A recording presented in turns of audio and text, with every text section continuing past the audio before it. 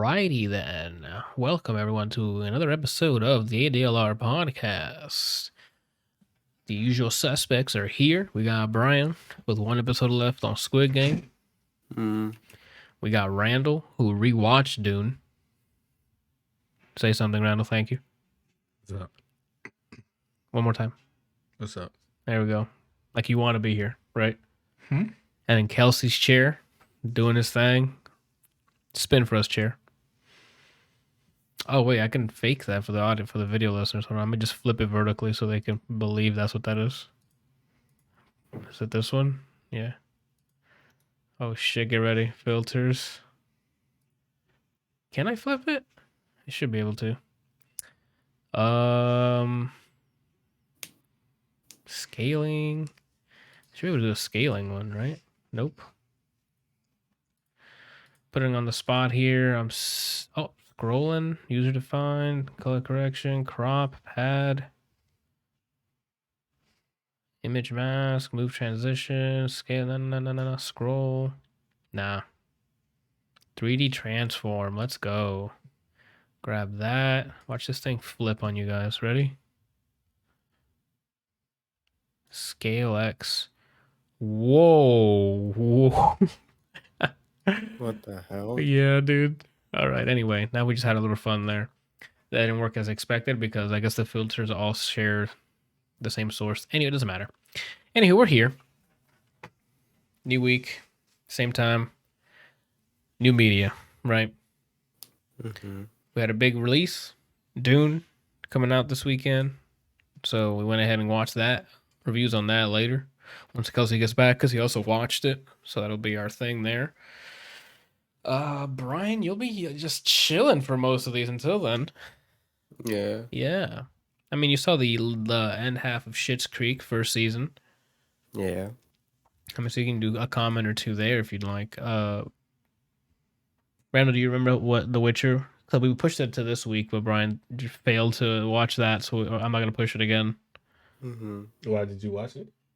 No, but it's on the list because we were going to push it, so I figured... again. Huh? You can push it again. I know we can, but I just said we're not doing that, so I would like for you to tell me about The Witcher.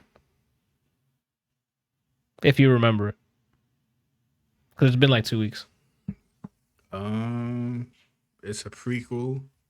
It's animated. Okay. The action was good.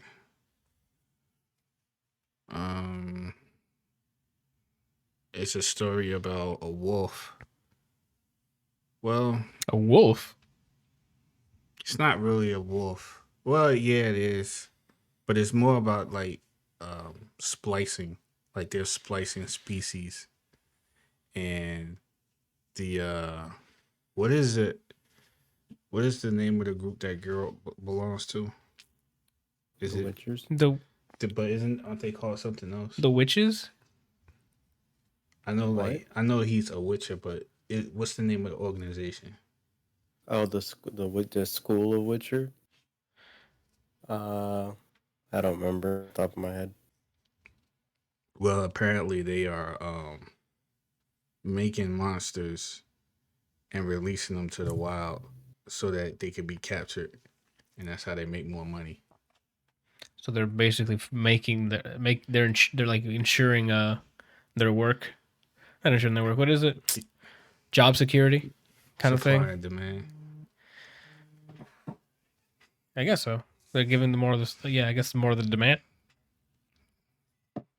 But is it something that they can tame, or they just release strong shit and then they kill the strong shit? Yeah, they can kill it. No, but I mean, can they like fake it? Like they release it, go and hunt it, but then be like, "Hey man, just meet us back at the castle." And then do they keep it and recycle the same monsters, or they like legitimately like? Oh, it's keep the not head? monsters with like.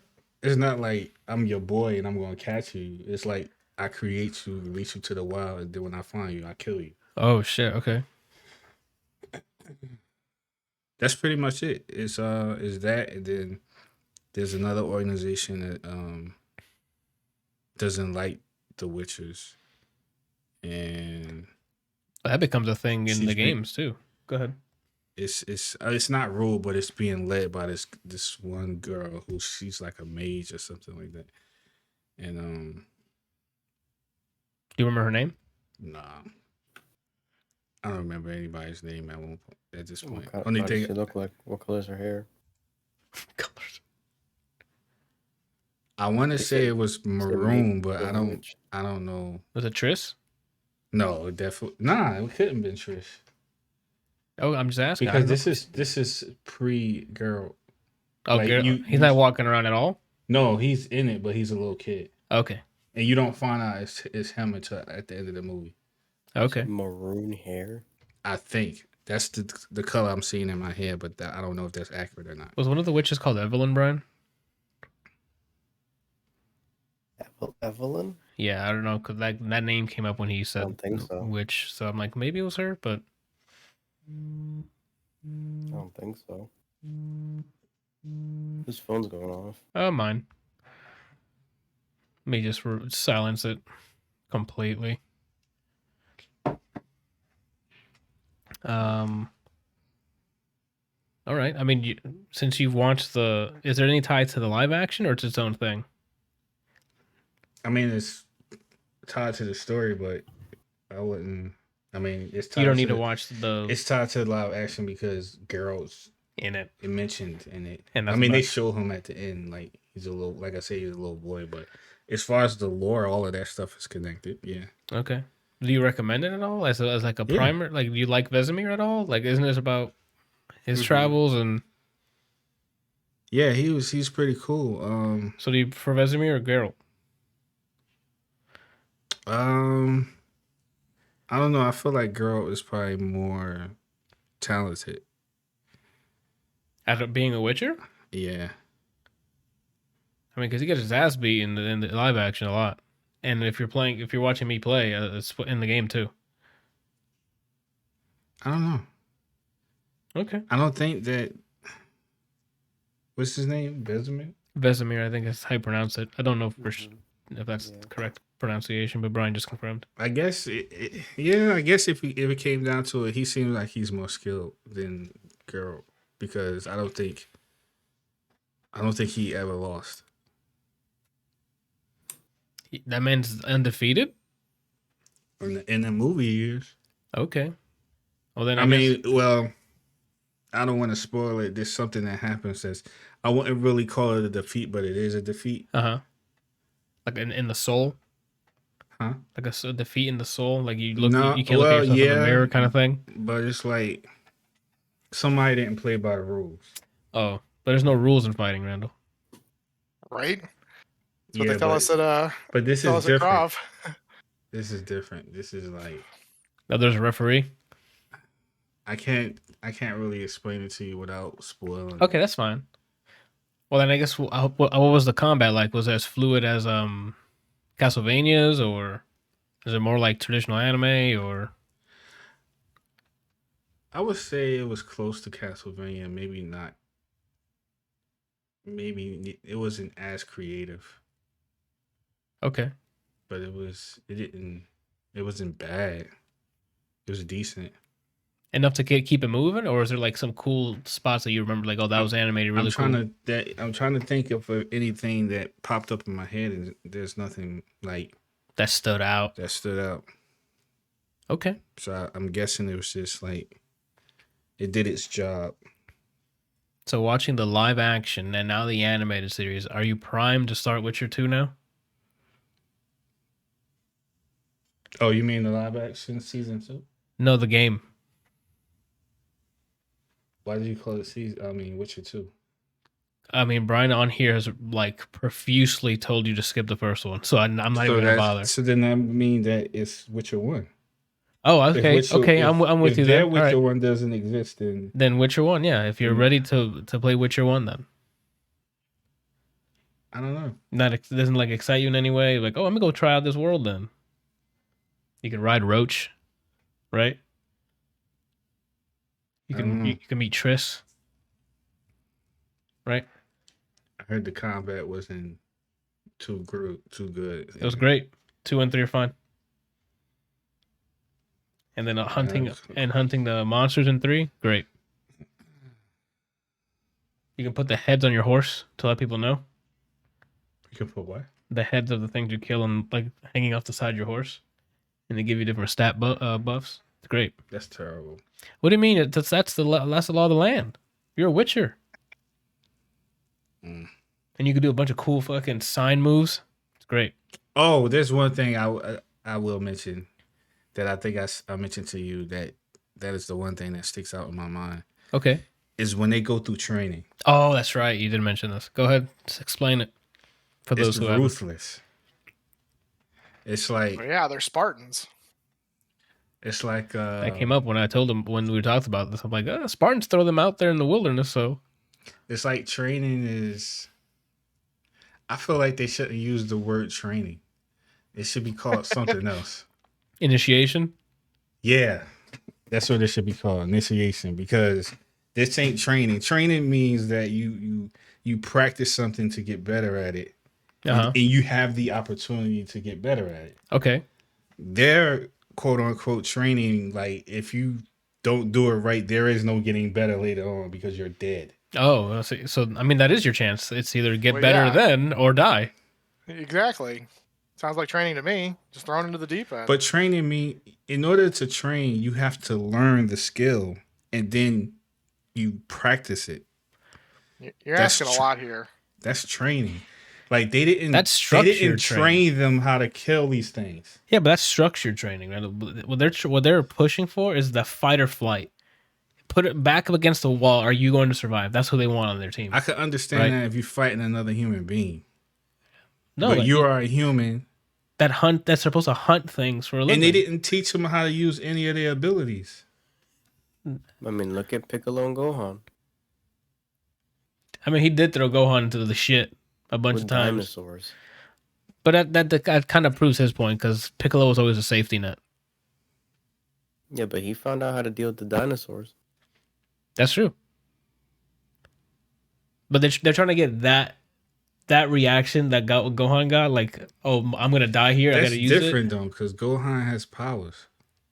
But so do the Witchers. You have to learn them. So did he. That's like me hitting you with a tranquilizer dart while you're asleep. Yeah. And when you wake up tomorrow, you're in some like forest. I was about to say, if you say desert, I already told you I'm gonna get the fuck out of there. With mystical powers and stuff like that. Like the Anthony we know right now. Yeah. With powers? No. Oh, okay. You don't have powers. I already warned you guys. I said, listen to what I'm saying. Uh-huh. I shoot you with a tranquilizer dart while you are asleep. So when you go to sleep tonight, I shoot you with the dart. Yeah. When you wake up tomorrow morning, you're expecting to wake up in your bed, but you actually wake up in the forest. Okay. And these mystical beings with powers are trying to kill you. Okay. How is that a fair fight for you? I'm learning right there. What those powers Do you know who powers? I'll know how to survive with those powers, right? What powers? You don't have any powers. No one taught you how to do anything. That's fine. I'll survive though. How are you going to survive? Because I learned that they're going to shoot something at me. And what does that mean? That means I'll dodge it. He's following the song. Okay. Yeah. He's following the know song. you're just talking out your behind right now. I'll dodge. Right, there's reflexes. I'm sure they still have the ability, just don't know how to do it. It's the exact same as Gohan. He has the potential to do it, but all he knows to do is get angry and go berserk. I don't need the signs, Brian. They're going to hit me with some projectile. I'll get out of the way and be like, I can't get hit with that. I'll close the gap. Hands on them. It's over. The way they did it in the show movie, in that cartoon, it was like they have to be taught. It's not like they have. It's not like I was gonna say it's not like it's the Force, but the Force has to be taught too. Well, not necessarily, because there are some people who are Force sensitive that they can do stuff without proper training. Well, the training is not to use the powers; it's to train them themselves to not go to the dark side, right? It's like to train, Well, the training is to control it. Yeah, like to be able to control the energy, so you don't use it so for that bad. You can like actually use it to like do things, like make yourself faster. Do abnormal things. The whole not going to the dark side thing is a Jedi thing. That's more of a that's exclusively a Jedi thing. Okay. Because the Sith are the anti-Jedis encouraged to embrace everything. Yes. Your emotions. Absolutely. The Jedi are taught to be emotionless. Krillin, right. The Sith are like, let's Krillins, be Super Saiyans, and then Jedi's like, let's be Krillins. I Right? don't think Krillin is the most emotional. What are you talking about? No, Goku is, and Gohan. No. Especially Gohan. Are you kidding? You know you know who would be a Jedi? Mr. Popo. Oh, those are hard facts. Right? And maybe Kami. Because Kami, after he broke out of the Alpha Evil Piccolo, he knew constraint. I think most people in Dragon Ball would go to the dark side, or at least Vegeta's succumb to literally it. the leader at this point. Oh, he would have went to the dark side a long time ago. Fast. He would have went to the dark side when Gohan. I don't know if that's still canon. Goku making him cry. I mean, no, that's Broly. Yeah, that was Broly, and that's Yeah. not canon anymore. Yeah. That's the older Broly movie, I think. That's Z Broly. But anyway, yeah, that jump was crazy. Did you enjoy? So, like, you recommend it? Yeah, I mean, if you watch,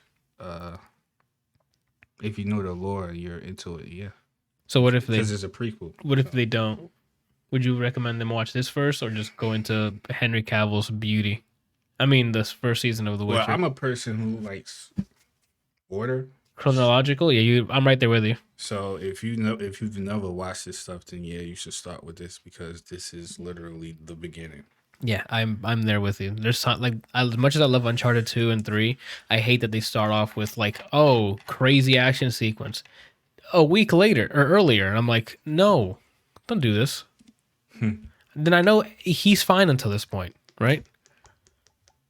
That to me kind of like I'm okay with it if I want to know how did someone become what, like if someone's like really evil or something like it's something unique about their character. I would like to know what drove them to that point.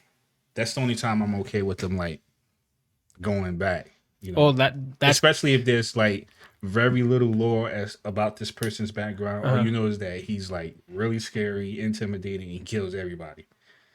we're gonna get back to that when we talk about Dune, because there's a bunch there, not in a bad way, in a good way, but we'll get to that. Okay, I have it on my backlog because I saw the animation trailer for the trailer for the movie, and I thought it was cool. So I'll get to the Witcher one. It's a Oh, how long was it's it? a if you don't have anything else on your backlog type thing, like if you need something quick to knock out To knock on out, your yeah. list. It's only like an I'll hour? watch this. How long? Let me see how the runtime on this thing.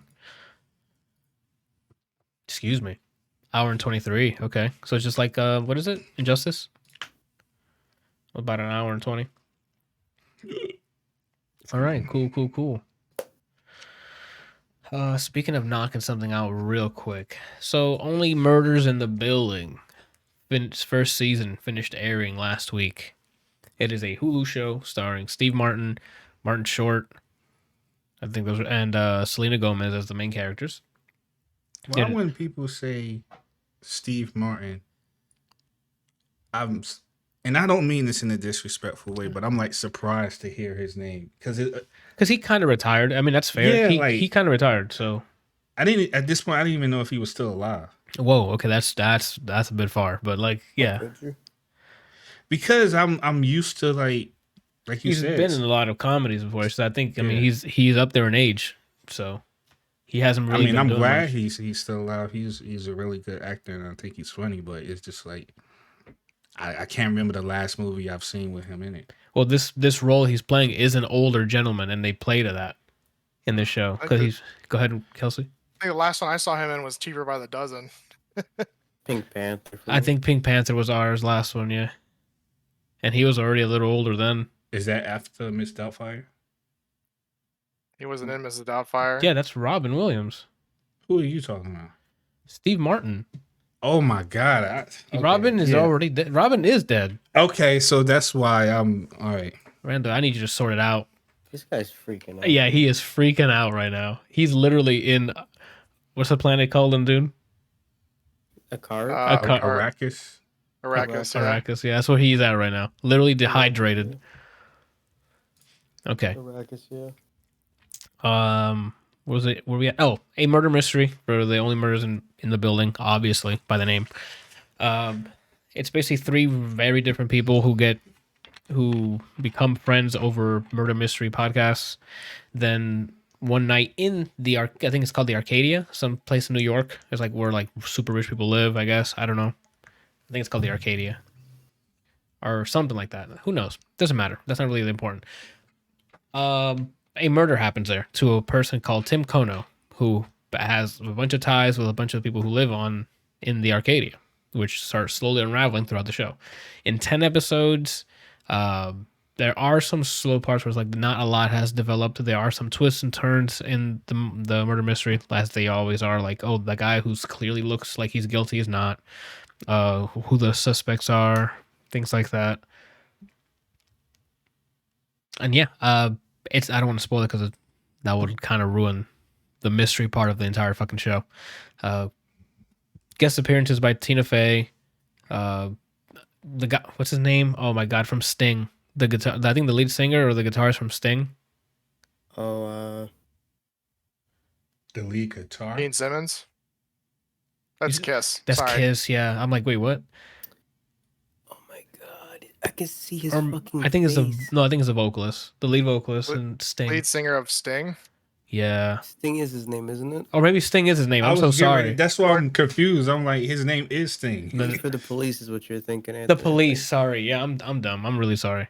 We're both That's right, freaking out. that's We're both that's 'cause you're dehydrated. saying his name. Yeah, Yeah. you guys are freaking out. We're Right both now. dehydrated right now. You guys Um, are too excited about The Witcher, which is probably on sale at this second. Probably. Anywho, he makes an appearance as well. There's some famous people. Some other famous actors I don't want to spoil because it's cool to see him just pop in. I don't know. It was really entertaining. Chemistry between Martin Short and Steve Martin is dynamite. I have to unfortunately be the Debbie Downer, and I cannot accept Selena Gomez's the performance in this. I don't know if that's part of the character, but when people emote on their faces and then they cut to her trying to emote, or like I don't know if her character doesn't, it's just a blank face, barely moving. It's like she doesn't want to be there. I don't know. It was off-putting. Like you immediately are out. You're like, why is she acting like that? Like she seems like the killer the entire time. That's how it was off-put. It was weird. But again, she's being compared to Steve Martin and Martin Short, who have decades of experience on screen, right? I don't know if that's a fair comparison, but she just stuck out like a sore thumb. And that's my only complaint. That's like my only true complaint of the show. Was that she could have done better, and that's about it. It's all like they create a murder mystery podcast trying to solve the murder that happened at where they live, and then that starts popping off, and they become the exciting show that we're watching, but people are listening to on their podcast. It's really weird. It's like a meta thing. I don't know. Was her sticking out not? You didn't feel like it was part of like the plot? Like it wasn't. Yeah, I don't know if it was part of her character or not, because they never really went into that much detail. She had like a half an episode when we kind of got some of her backstory, and that didn't seem like that was. I don't know. It just felt weird when she was not. Her on camera presence was weird. That's all. What else? And I think that's it. I definitely recommend it, especially for people who like murder mysteries. It's short, 10 episodes. I think they're half an hour each. They're really, it's like a really short thing you can knock out. But let me go and correct myself just in case I'm a liar. That's the singer. Huh? That's the singer, Sting. Oh, okay. It's great. They're only 10-minute episodes. There's only like 6,000 of them. You should be able to finish it in like a week. And yeah, and then you'll come back and be like, I knew that was the killer. It was the dog all along. It doesn't tell me here. Great. Maybe in the main here. Yeah, 33 minutes is the first episode, I think. So they're all like half an hour, 10 episodes. You can run through that. Really decent murder mystery. Lighthearted too, because again, there's some comedy juggerheads on there. So juggerheads? Juggernauts is what I wanted to say. What the hell's your problem? Brian, like today is just, we're done with it, right? It's Wrap it Monday. up then. It's Monday. All right, so thank you guys for watching. Oh shit. Kelsey. They tell me man. they tell me not to back down. What do you think? You should never back down. You should always go straight for the kill, especially in a shooter with a knife. I believe you. I'm with you on that. Subscribe to that. I'm never gonna buy a gun now. I'm just gonna have Is knives. the fucking MMA movie? Yeah. What, did you see it, Brian? Have you seen the movie? Yeah, I've seen this movie. This movie is literally Superman Punch Simulator. Is this the one with Michael J. White? No, that's I think that's the second one. I think it's Never Back Down 2 and then Never Back Down 3. I know the guy now. I can't remember his name. Oh, we can check it out. He's from he's the helpful the friend in Gladiator after he gets captured. I can never remember his name because I think he's like actually like African. Jimon Hunso. Yeah, that guy. I'm sorry if I mispronounce it. Fun fact. Like he is an awesome actor. Yes, I've seen him and so much. I love to watch him in this. You saw Amber Heard also looks extremely hot in this. The guy who plays Ryan McCarthy, Cam Gigandet. I don't know if I pronounced that correctly. He plays a very, very intimidating person and does a great job of it. Yeah, I don't know how to pronounce that either, but we'll just go with it. We know who. Evan Peters is in this. I don't remember him at all. I mean, he's the buddy that like hypes up the main character. Okay. I mean, he was a young kid back. Like this was what 2008. Yeah. Oh my god. This is I think the first thing I saw Amber Heard in, and then I was like, hey, and then she did my boy Johnny Depp like that. I'm like, go away. You know? No. I think this was her warm-up movie. I think that's what it was for the relationship. And then she took it into the relationship. Yeah. So, I mean, the movie itself is really dumb. The writing is just terrible. Like, high schoolers don't act like this, you know. It's never this organized, and it's never relationships don't move this fast, and people don't get this emotional and shit over dumb shit like that. But it's just a fun movie to watch. You know, it's like the music's great. There is quite a bit of hype to it.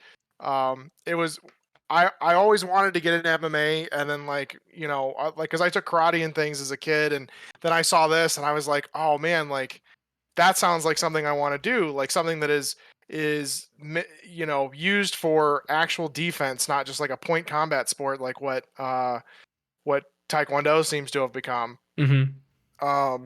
And you know, obviously I'm doing that now. I'm taking Krav Maga. I'm doing Brazilian Jiu-Jitsu.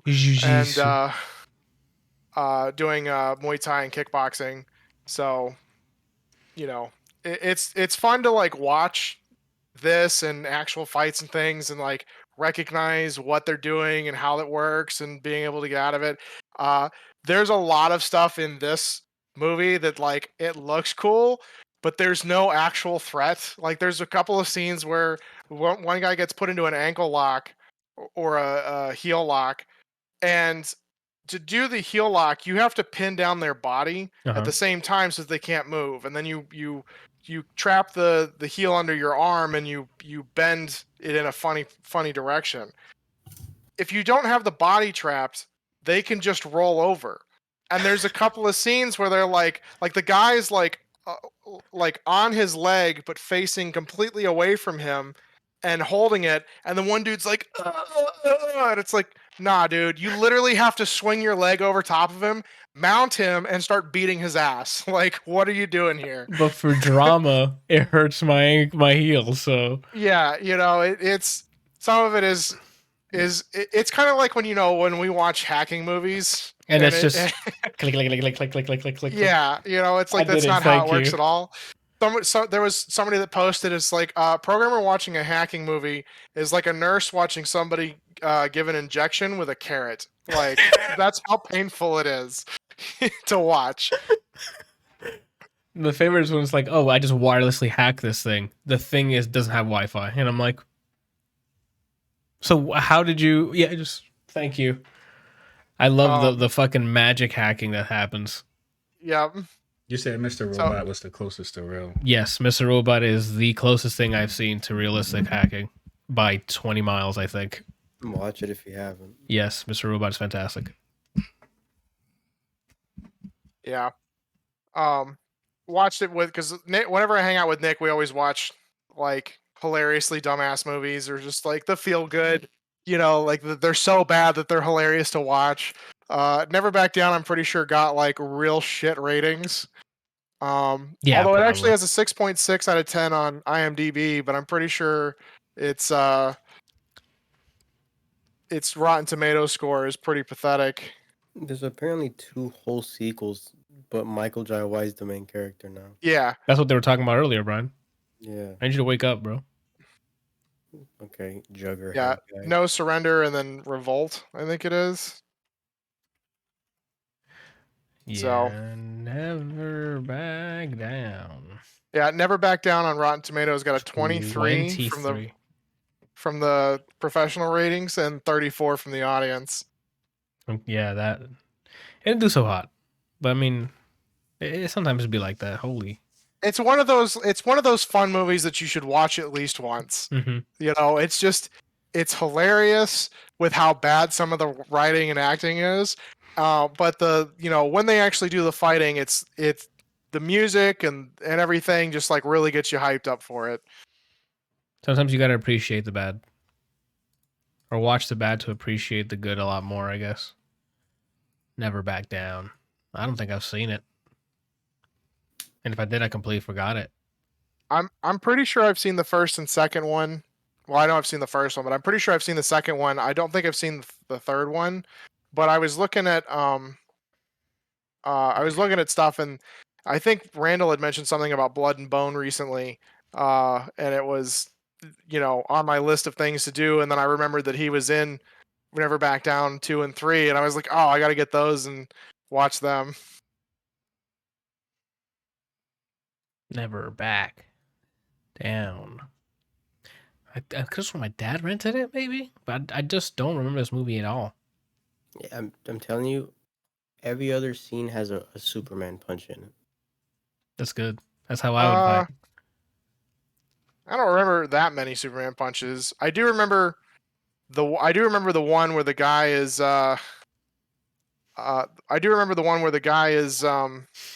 doing capoeira. Yeah, capoeira, and then Ryan McCarthy just jumps up and slams him. They moved to Orlando, Florida.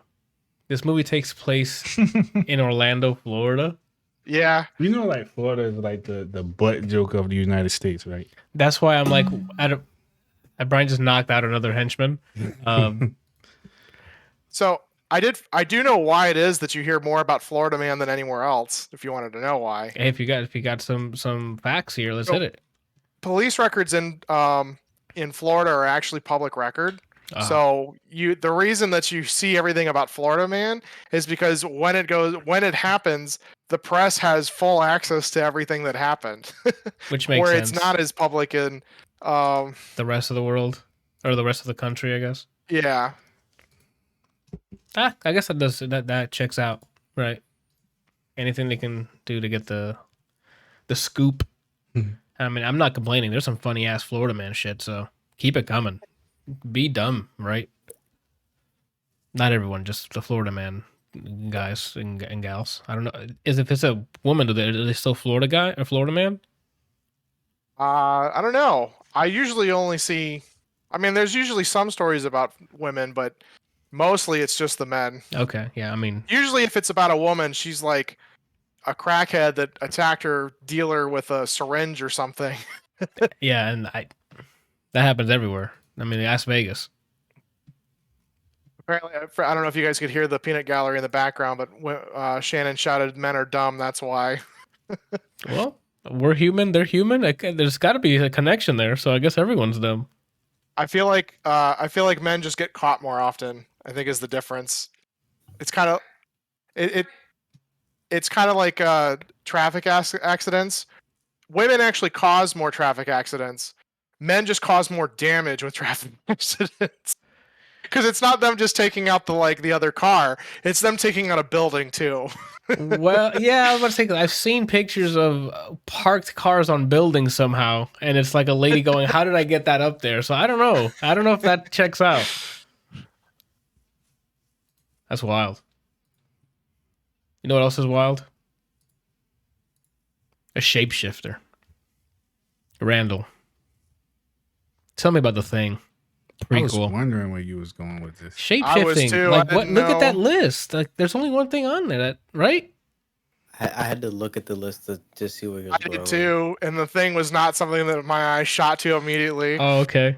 I gotta I was- work on it. I gotta work on the transition. I mean, it's accurate. I just didn't.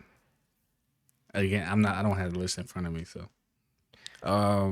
So The Thing, the 2011 one, not the Russell Crowe, not Russell Crowe. I always get Kurt Russell. I always get the Russells mixed up because they're both great hair and like actually I don't know if Russell Crowe has great hair anymore. He does, and the Nice Guys he did. So I was gonna go with that. I always get Jack Nicholas and Jack Nicholson mixed up. Like which one's the golfer and which one's the actor? I didn't know. I thought you were gonna say the same name twice. I didn't know there was a golfer named Jack. What is it? Jack Nicholas. Nicholas? Nicholson. Yeah, I didn't know there was a golfer named that. Or I'm sorry, that's the actor. See, I always get them backwards. Yeah, Jack Nicholson Nicholas is is Nicholas is the golf. Okay, yeah. that's news to me. I'm like, I thought you just said the same name twice. To be honest, I'm like, is he having a stroke? I think he had a no, that's Arnold Palmer. Never mind. You drinking Arnold Palmer's? He's a golfer. Yeah, I think Brian told me that before, but I don't know who told me it before. It's just information I got, and I don't know who to cite at the bottom of my essay. It's a prequel. Bob. Yeah, it's a prequel to the '80s one, right? Mm-hmm. Okay. Wait, Okay. The Thing 2011 is a prequel to the '80s movie. interesting. Oh, Yeah. I know why you watched it. Yeah. Look at the lady in it. Mary Elizabeth Winstead. Actually, her name is Ramona Flowers. Mm-hmm. But Yeah, I clicked on her and I was like, she's from something that I should know. And then I saw Scott Pilgrim vs. the World. I was like, yep, there it is. yeah. So, newsflash. Yeah, that's why I watched it. That's not really a news flash, Randall. You're literally regurgitating news from 3 months ago. Okay. News flash is like, I woke up and I'm dead, right? Like that's It's news. newsflash for people who are slow. Oh, okay. Wow. Wow. What? No, you got it. You're getting canceled. For I'm what? gonna hit slow people. Yeah. I never Add it said to the anything list. was. If you're bad at QTEs, he doesn't want to talk to you. Add to the list. Zoners. Can't stand them. No. Oh my god. Yep. Interesting. What was I gonna say? Oh, We're talking about The Thing. so it's a prequel, and I'm trying to figure out why they made this movie. Wow. That's a great start. Because I just bought it was literally a copy and paste of the 1988 movie. But modern. Like it's It like- wasn't even modern. Oh. Like there wasn't really anything to show that the time is different. So Well, if it's supposed to be a prequel, I mean, it should kind of go along with the original, but it doesn't even sound like it really was a prequel. You sure it's not a remake? Nah, it's a prequel because of the way it ends. Yeah, the way it ends with the them chasing the dog. Is that how the original starts? Yeah. Yeah. There's a dog in the mountain. Should I continue? Go ahead, man. The floor is yours. I mean, this isn't really much to I mean, you can compare like, okay, did you like this? Was a soundtrack bopping? Because the thing, I don't. You always ask that, and you know I never have anything to say about it because it's the soundtrack. Never. I can't think of any movie. You're lying. Where the You're lying. soundtrack stands out to me. Besides Tron Legacy, probably. Well, I mean, Which that's unique. That's in the Okay. league of his Besides own. The Broly movie. And the that Broly- you looped the soundtrack. Yeah, that's also true. Besides Take Me Home Tonight, which you made us watch because of a certain song. That was also a good movie, man. And it's the 80s. I'm gonna say 90% of the things in the 80s are great. Okay, watch. but that's part of the soundtracks Things? in some movies. Like even like Okay, yeah, okay. He's hitting me with some facts. Okay, all yeah, right, he hit you with the craziest printed laminated facts. Like you can't even spill coffee on it. Okay. Okay. What was I saying? Oh, it literally is a copy and paste. But in a They're good in way the or bad same way? place. Like, do you prefer the original, or is it interchangeable? Is what I'm asking. Like, if it's a copy and paste, can anyone, if someone hasn't watched the thing, would you recommend the '80s one or this one? I would recommend the '80s one. Okay, so then there's not a good copy and paste. So why didn't you like this copy and paste? Because the practical effects were better in The older game. one, Yeah. It was more intimidating and scary. I don't want to use the word scary because I don't think I was ever scared. Oh snap! Tense. Yeah, tense. Maybe a little bit of anxiety for the characters. Suspense. Suspense. All these words that fit. Yeah. right. Extravaganza. Yeah, That breeds marvelous Mrs. Maisel. terrifying nightmares in your sleep. Oh, Um, I never had those. Like, I never watched a scary movie and then had nightmares of it. really? Yeah, I never had that. I have. That's the weird thing. Like, if I watched a movie that was deemed scary, I was never like actually afraid after watching the movie, but sometimes I would have dreams about what I watched. That's weird. I don't think it's ever been nightmares. I just behave differently until I forget the movie. So like with which one's the girl that comes out the TV? The Ring. I would anytime there was static on the TV, I'd turn it off. Oh snap. shit! He's like, I'm not. He's like, I'm not gonna fuck around and find out. Yeah. I heard. I'm like, not me. Not me. Nice try. Bring up the tech immediately. Yeah. So like things like that, horror movies will make me do. But if I somehow sleeping, do what you want with me. 'Cause I don't care. Because at that point, So if after it, you just didn't look at gutters, or like, I think I still don't look at the one in front of your house. that's wild. What do you think? Something's gonna pop out? It's more of if it's gonna pop out, surprise me. Oh, I'd okay. rather not be like and then see it pop out. Yeah. That's fair. I think the only thing that kind of affected me the same way is when I saw Signs. I was always I can see that. looking at roofs at night. Because that would be Brian's. Yeah. Because if he saw signs, Brian would be like, "Nah, I Wait, can't look out the you window." haven't seen Signs? Yeah. I saw it with you. Guys. Remember, Oh, we okay. watched it in the living room after we talked about the guy sitting at yeah. the window. I liked that movie. Mm-hmm. I've only seen like the premise through is it Scary Movie 3? 3. Where they put the premise of it. Yeah. So that's as much as I knew about Signs and watching. I'm like, this is a really good movie. Mm-hmm. It's why they made a parody. Like back in the days when those scary movies were making parodies of movies, the movies they made parodies of were actually decent. Oh, what's the horror movie where it's like really pale small kid that's the horror part of it? Is it The Grudge? The Grudge is another one, yes, and that's also to do with like a small. When I was in Full Sail, and I think it was something to do with I don't remember the name of the class, but it was essentially like understanding sound and like Okay. sound use, like it was like psychoacoustic, something like that. That was the not the website, the class. Yeah. And he showed us, I think it's the Korean or Filipino version of I think it's Taiwan, the Taiwanese version of The Grudge. Okay. I will not be watching that. Oh shit. It's just a clip. I'm like, I will not be watching this. Okay. You're like, I'm good. You asked him if you're gonna continue putting this clip. I'm leaving the class. I might as well. If we would have watched one past like what we watched, I probably would have yelled, "We at it!" But I would. We got it. Turn it off. Oh, that's fair. Okay. So the '80s one, huh? Performances were any good at all? Like, what's good? Yeah. Like, what? It's copy paste, but did anything you're like, okay, this was good though? Like, it sounded like it was just like a cheap attempt at making some cash with the IP. I need to come up with a name for my Your ways. I don't want to call it my ways, but just my whole theory on how like suspense movies should be done when it comes to characters, because Probably suspenseful. I keep saying the same thing over and over and over. And the Susperde theory, because suspense, your name, boom, theory, like games, right there. 17 grand you owe me now. That's wild, and that's cheap. I've seen him charge more for that consultation. oh yeah, Yeah. Give you a discount, like here. See, that's love. What are you laughing at his love for? The hell Hates Brian's love. He hates Yeah. donors, and Oh hates my anybody slow. God. yeah, He does love wet sounds though. He absolutely Who does. doesn't?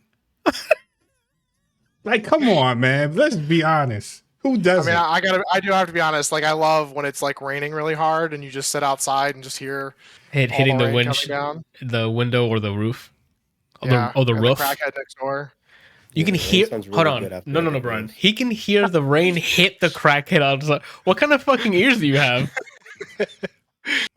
Amazing ones. That's wild, bro. Why'd you whisper that at us? Just in case he's testing our hearing.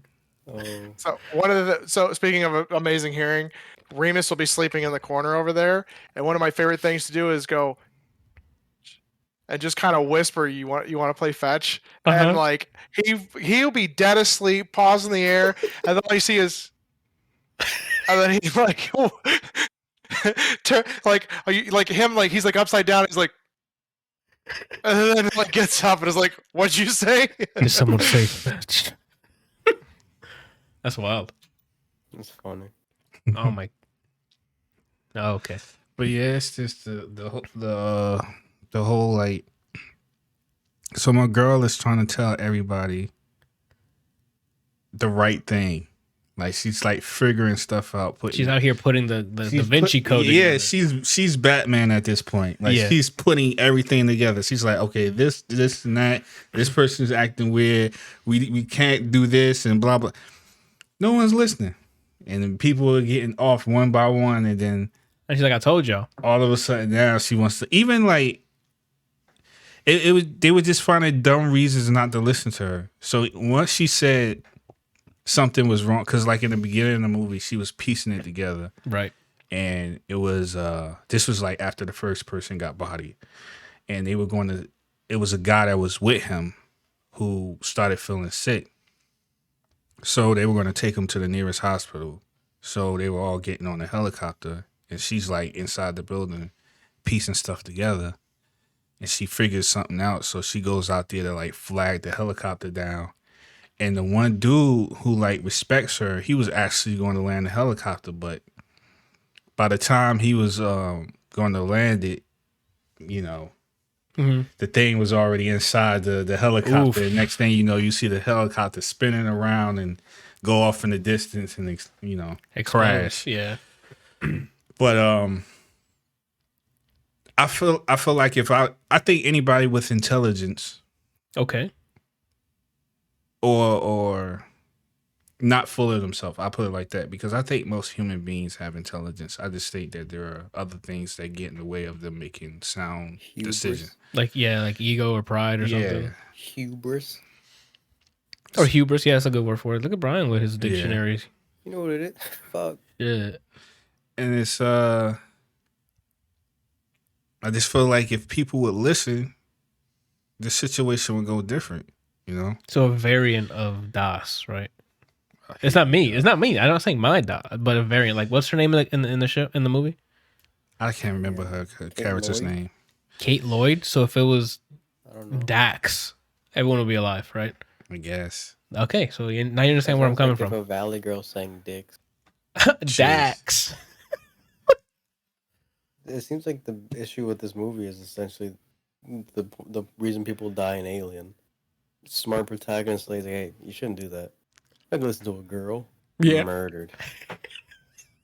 It's weird. I'm like, I want to, and I know I say this too. I feel like anybody who listens to this podcast feels like I'm it's a like lot. a broken record, because I say the same thing when generally talking about these type of movies. Yeah.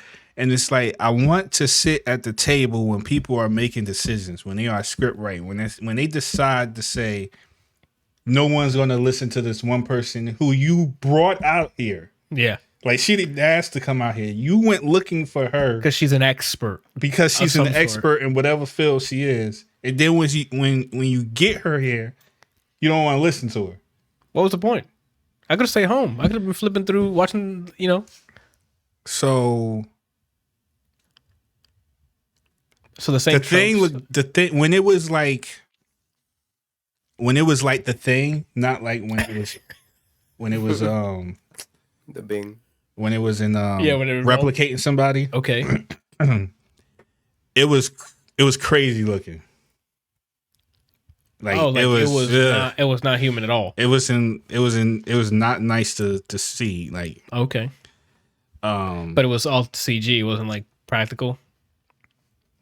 When it was up close, I think it was practical. When it was like animating, and it was like if it was snatch somebody, like if a tentacle came out, or if it was like rushing it, like chasing somebody. Yeah. I think it was CG.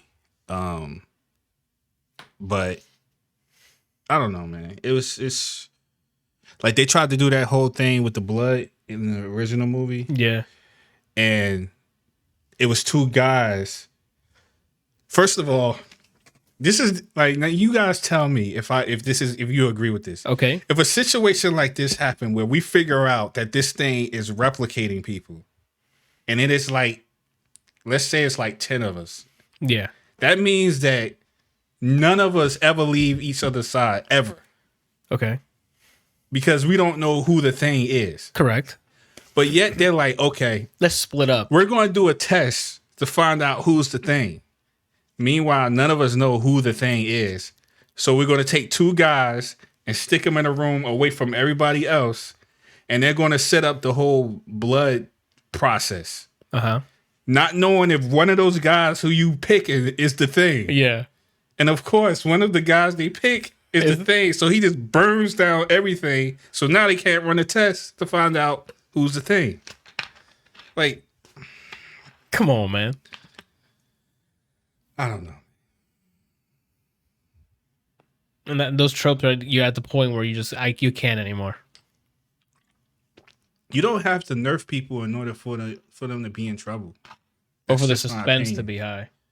Huh? Or for the suspense to be like... Yeah. Like, you don't have to... Like, this person is incapable of making sound decisions. Therefore, he's going to be in danger, and that's going to make for a better movie. No, man. Like, you got to make it seem like these people are at the top of their game. They are... I mean, you have, like, the occasional irrational person because everybody deals with stress differently. But... You got, especially if all these people are scientists, they're out in the middle of nowhere. Anybody who goes out in like Antarctica, they have to be not only really intelligent because they're dealing with like a living situation that's like not forgiving at all.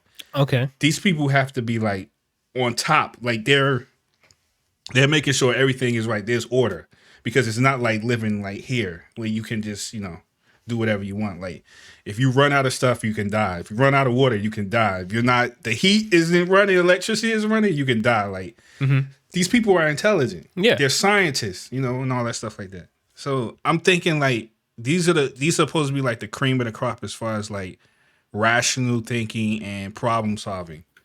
Why they making dumb decisions, man? Why are they not listening to each other? Because their degree is worth more than the other person's degree. And then they get killed. And here we are with the same tropes. So, the question of the hour, Randall, is... Game of the year? Yeah. No, he's already voiced his opinion on Game of the Year. We'll get to that. Oh, yeah. That's without a doubt. Like, I don't think nothing's topping that this year. Okay. Well, I mean, we'll get to it. Megan Blonde's 4. Yeah, the third one had quite the story, but the fourth one blew it out of the water. What did he say? Something light, bro. What did he say? Banging Blonde 4. Anyway, Kelsey, they shipped you off to an island. Tell me about that island. Yes. So this is an older movie. Yeah. 15 years old, 16 years old. I had never seen this. I don't remember the previews for this or anything. It's starring Ewan McGregor and Scarlett Johansson. And your boy's in it. I didn't even notice. Jimon the guy you just mentioned in your previous movie. He was in Jimon Honson is in it. Yeah, it's got a lot of really good names. I saw the trailer. Steve Buscemi, Sean Bean, Michael Clark Duncan. Damn, he already said it. No one lets me finish my fucking jokes. You better say get behind the scene on the movie because Randall's here, but I don't look like him. Everybody's like, "Hey, Brian's talking. Let me speed up." Sometimes we want to just, I got nothing. What was I gonna say? I saw the trailer for this, and I never saw it. I think it was at a movie theater as like when I was a lot younger, and then I'm like, oh, that looks. Never seen it. Yeah. So it kind of reminds me of like The Matrix mixed with Maze Runner type thing. A very like a contained situation with a lot of twists. Okay. And it's an interesting movie. It's really good. There's a lot of action to it. There's a lot of suspense. You just don't you follow Ewan McGregor is the main character, and then they're in this very like clandestine place where everything is monitored, and there's just all these people, and they're trying to win the lottery to go to a place called the Island. Okay. And the background is that there was like some catastrophe that has caused an infection out in the world and has basically killed off everybody, and that these are the last surviving humans. Holy shit. Right? Okay.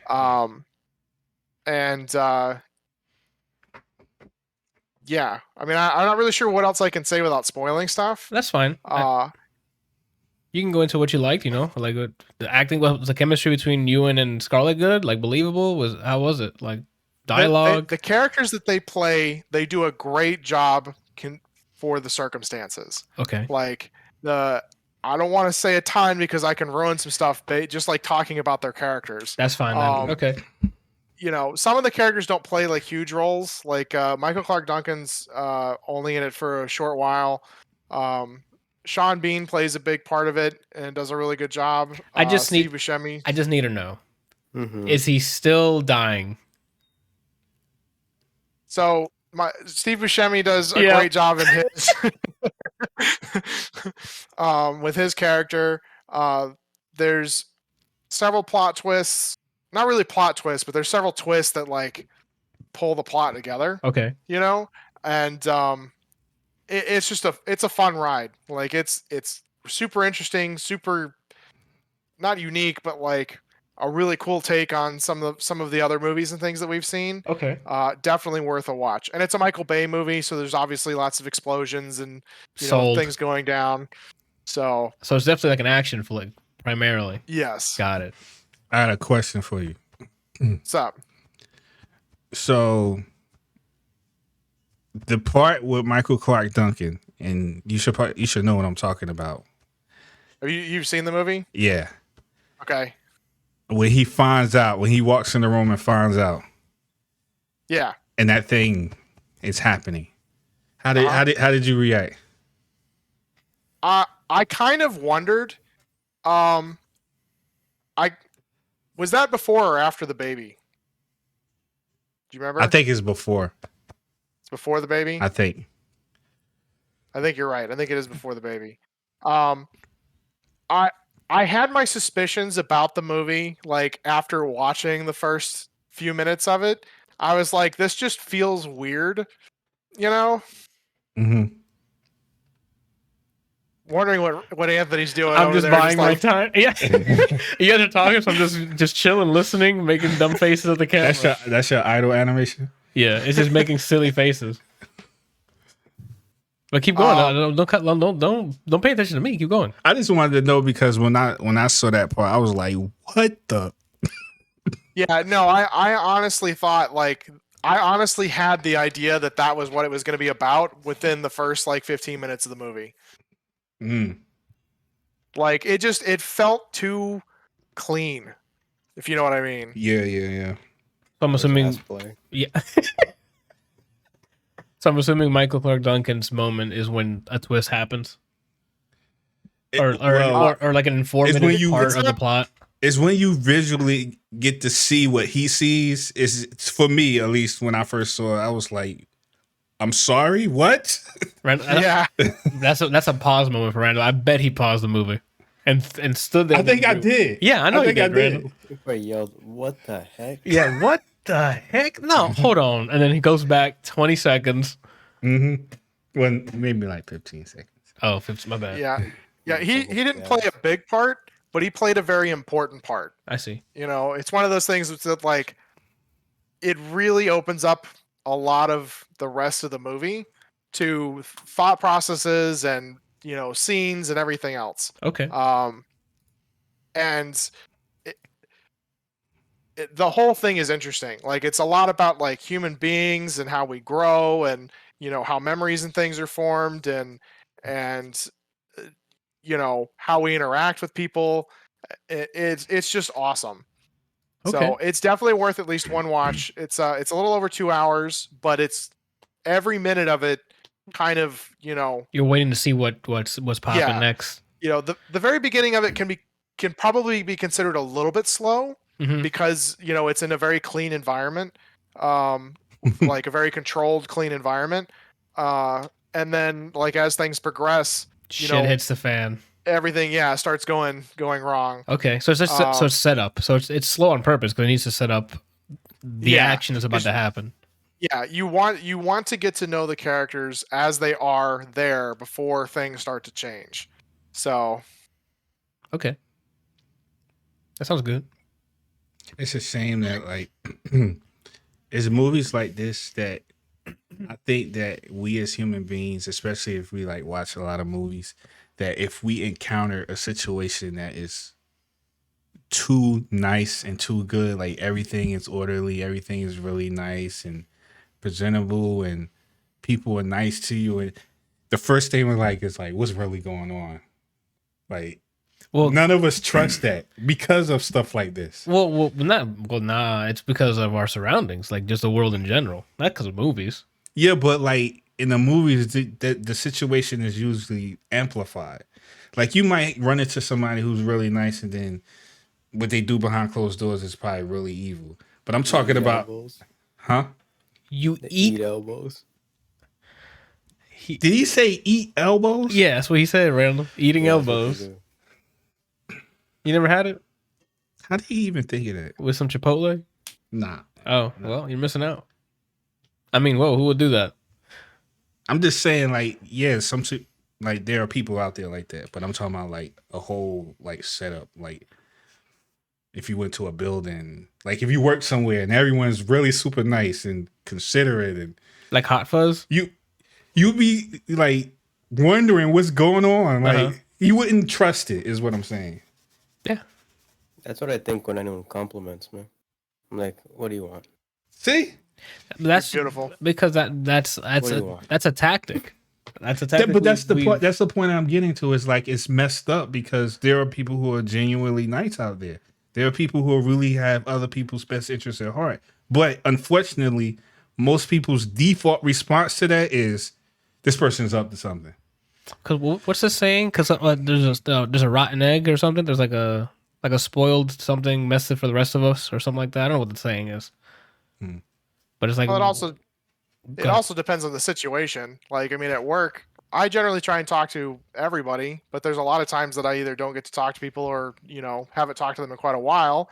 And then when I do need something and then I know who that person is messaging me like, hey man, how's it going? What you up to? What are you doing? You know, and try and be like nice. And because when you butter people up, they are more willing to do things for you, you know? And so, especially in a work related setting, if you're not just like, be like, hey Anthony, I need you to fucking do this now. Like that's a great way to get them to quit. Like, you know, or not do what you want.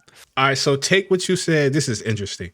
Take what you just said, and I want you to honestly answer this question, like to your best ability. Do you think that's manipulative? Knowing that you said yes. Yeah, he okay. Like immediately. That's what he said. But do you think that's bad? I personally think so. I'd rather get his other response, to be honest. Yeah, I need you to fucking do this. I'd rather have that because I'm like, okay, he ain't hiding anything. But that's just me because I have a cynical look on life at this point. I've already lived 30 years of this bullshit game we play, and I'm already used to it. So like, I'd rather have that forwardness. I mean, I do agree that it's manipulative and. You know, but I don't think it's necessarily a bad thing because, like, sometimes you know people are having bad days, and if you get a message from somebody, even if you know that they want something, if you like have a good interaction with them, it it has a positive reinforcement to them, Mhm. you know, and it can lighten their mood.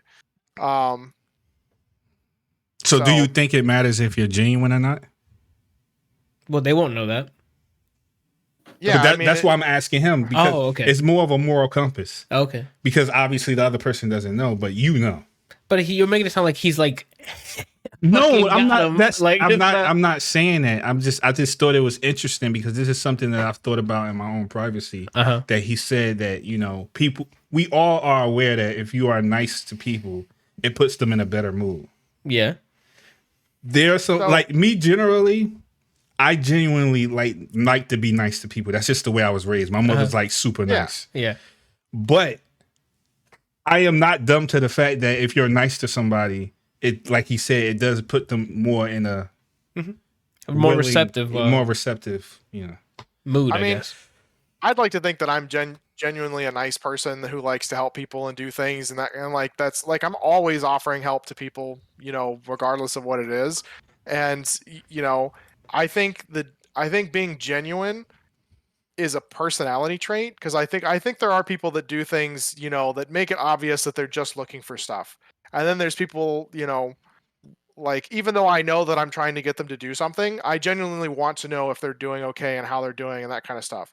And I feel like that people recognize that to some extent if they've met the person before. It's not like I'm, you know, randomly messaging some new person and being like, you know, like buttering them up for whatever just to get my own way. You know, I genuinely offer my help to everybody. And most people know that. And so if I message them, you know, even though they know that I need or want something, they understand that, like, you know, I'm actually asking to, like, ask. You know, it's not just, you know, hey, how you doing? Don't care. Hey, I need you to do this thing.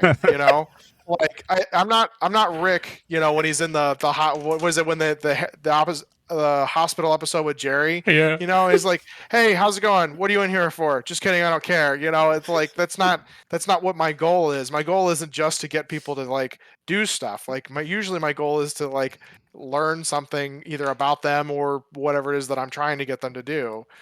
Yeah. It just popped up in my head. I thought I'd ask because it's like the type of stuff I think about a lot sometimes. Well, not a lot. That's the opposite, but I think about it. Yeah, a lot. I need you to pick one. You think said about that it a I lot. couldn't stop looking at you because I wanted to insult you. I think about it a lot. Yeah. Oh my god. Well, the reason why I originally said a lot sometimes is because it's like in spurts. It's like I will sit and think You mean about it a lot sometimes for a for a while, long time, yeah. and then I won't think about it, and then, you know, Yeah. rinse and repeat. But that's something I wonder about. Okay. So the island. It sounds like it's a recommendation. Definitely recommend it. It was a fun, you know, it was a fun 2 hour and 15-minute movie. Like, definitely a lot to go, a lot to, you know, a lot takes place. It was action packed and a lot of character building, and it was just a lot of fun. Gotcha. All right. Well, there you go. That's a popcorn flick for the summer. We're not in summer anymore. Shit. Idiot. Yeah. So have you, like, I feel like you've given up on human beings. But yeah, personally, I have a really cynic view on life at this point. So yeah, I had a friend like that named Mike Scantleberry. you made that last name up. I'm sorry if that's your actual name, Mike Scantleberry, but there's Nah, he's a real dude. Is it a real dude? Yeah. Okay. He's the first person I met and became cool with that had that perception on human beings. But he used to see it in a lot harsher way. Oh, I see. And I used to wonder why he felt like that. I mean, just probably wrong, Well, right? Like, working, if you really want to know, work in any sort of customer service for a short period of time. those are hard facts. I mean, I don't know if we have enough time to listen to Kelsey's stories, but he has wonderful ones of him in retail. So, not retail, in fast food. So, You know, between just like general assholes and then, like, especially a lot of the church crowd, like they come in Sundays and are like some of the rudest people I've ever had the pleasure of having to serve. Like That's not the no. No, But that's the not thing what that even trips- Janyana has a bunch of stories of like shit fucking people that go to retail. Like it's just horrendous energy walking in as soon as they walk in through the door. and that's the thing that trips me out is like, I guess I can understand if like somebody's having a bad day because they might have went through something, but like, I don't know, man. I just feel like, aren't you aware of what you're doing? No, because it's an emotional response, and that's where we thrive even and where our flaws are at. Because But even if you had time to sit there and it doesn't process, that wouldn't matter in an emotional response. It's I feel angry, and then anything that'll trigger it, you can now let that anger out on that person, or someone else pissed you off, and you're in a situation where you can't let it out on them, so you can let it out on somebody else. I don't know what that's just how we are. I'm sorry, you guys are as humans. Anywho, I mean, I've ascended past you, Anthony. I'm from a different time than you. I'm waiting for Randall to just like off screen stab me so you guys see. Ah! I'm like, it look like you're bleeding now, bitch. nah, Oh, you're not gonna incriminate yourself? I'm not violent, man. All right. Yeah, I've seen you play know. Tekken. I've seen you play Tekken. that's since he got banned from New York. Yeah. The only time I've said this before. The only time that I'm violent is when like if somebody did something to you or Brian or Kelsey or Jayana or whatever, then that's when I become violent. The hands are coming out. I changed into a different person. You Super Saiyan. And then the thing about it Like is Sailor Moon. the thing about it is that I'm aware of it. That's the scary part for me. That's not a scary part. You remember the movie we just watched? The one with Dune? not movie, the TV show. With the people in the house. Oh, Bly Manor. The haunted house of Bly Manor. You remember when she was walking around and she was like, I can feel her in me? Like, Yeah. it's like that. Well, you have like a There's another side, but I only feel it when I'm getting angry. Yes. I can. That's our demons, Randall. Mine is not a demon. All of ours is our demon. No. Do you have a man inside you? Oh.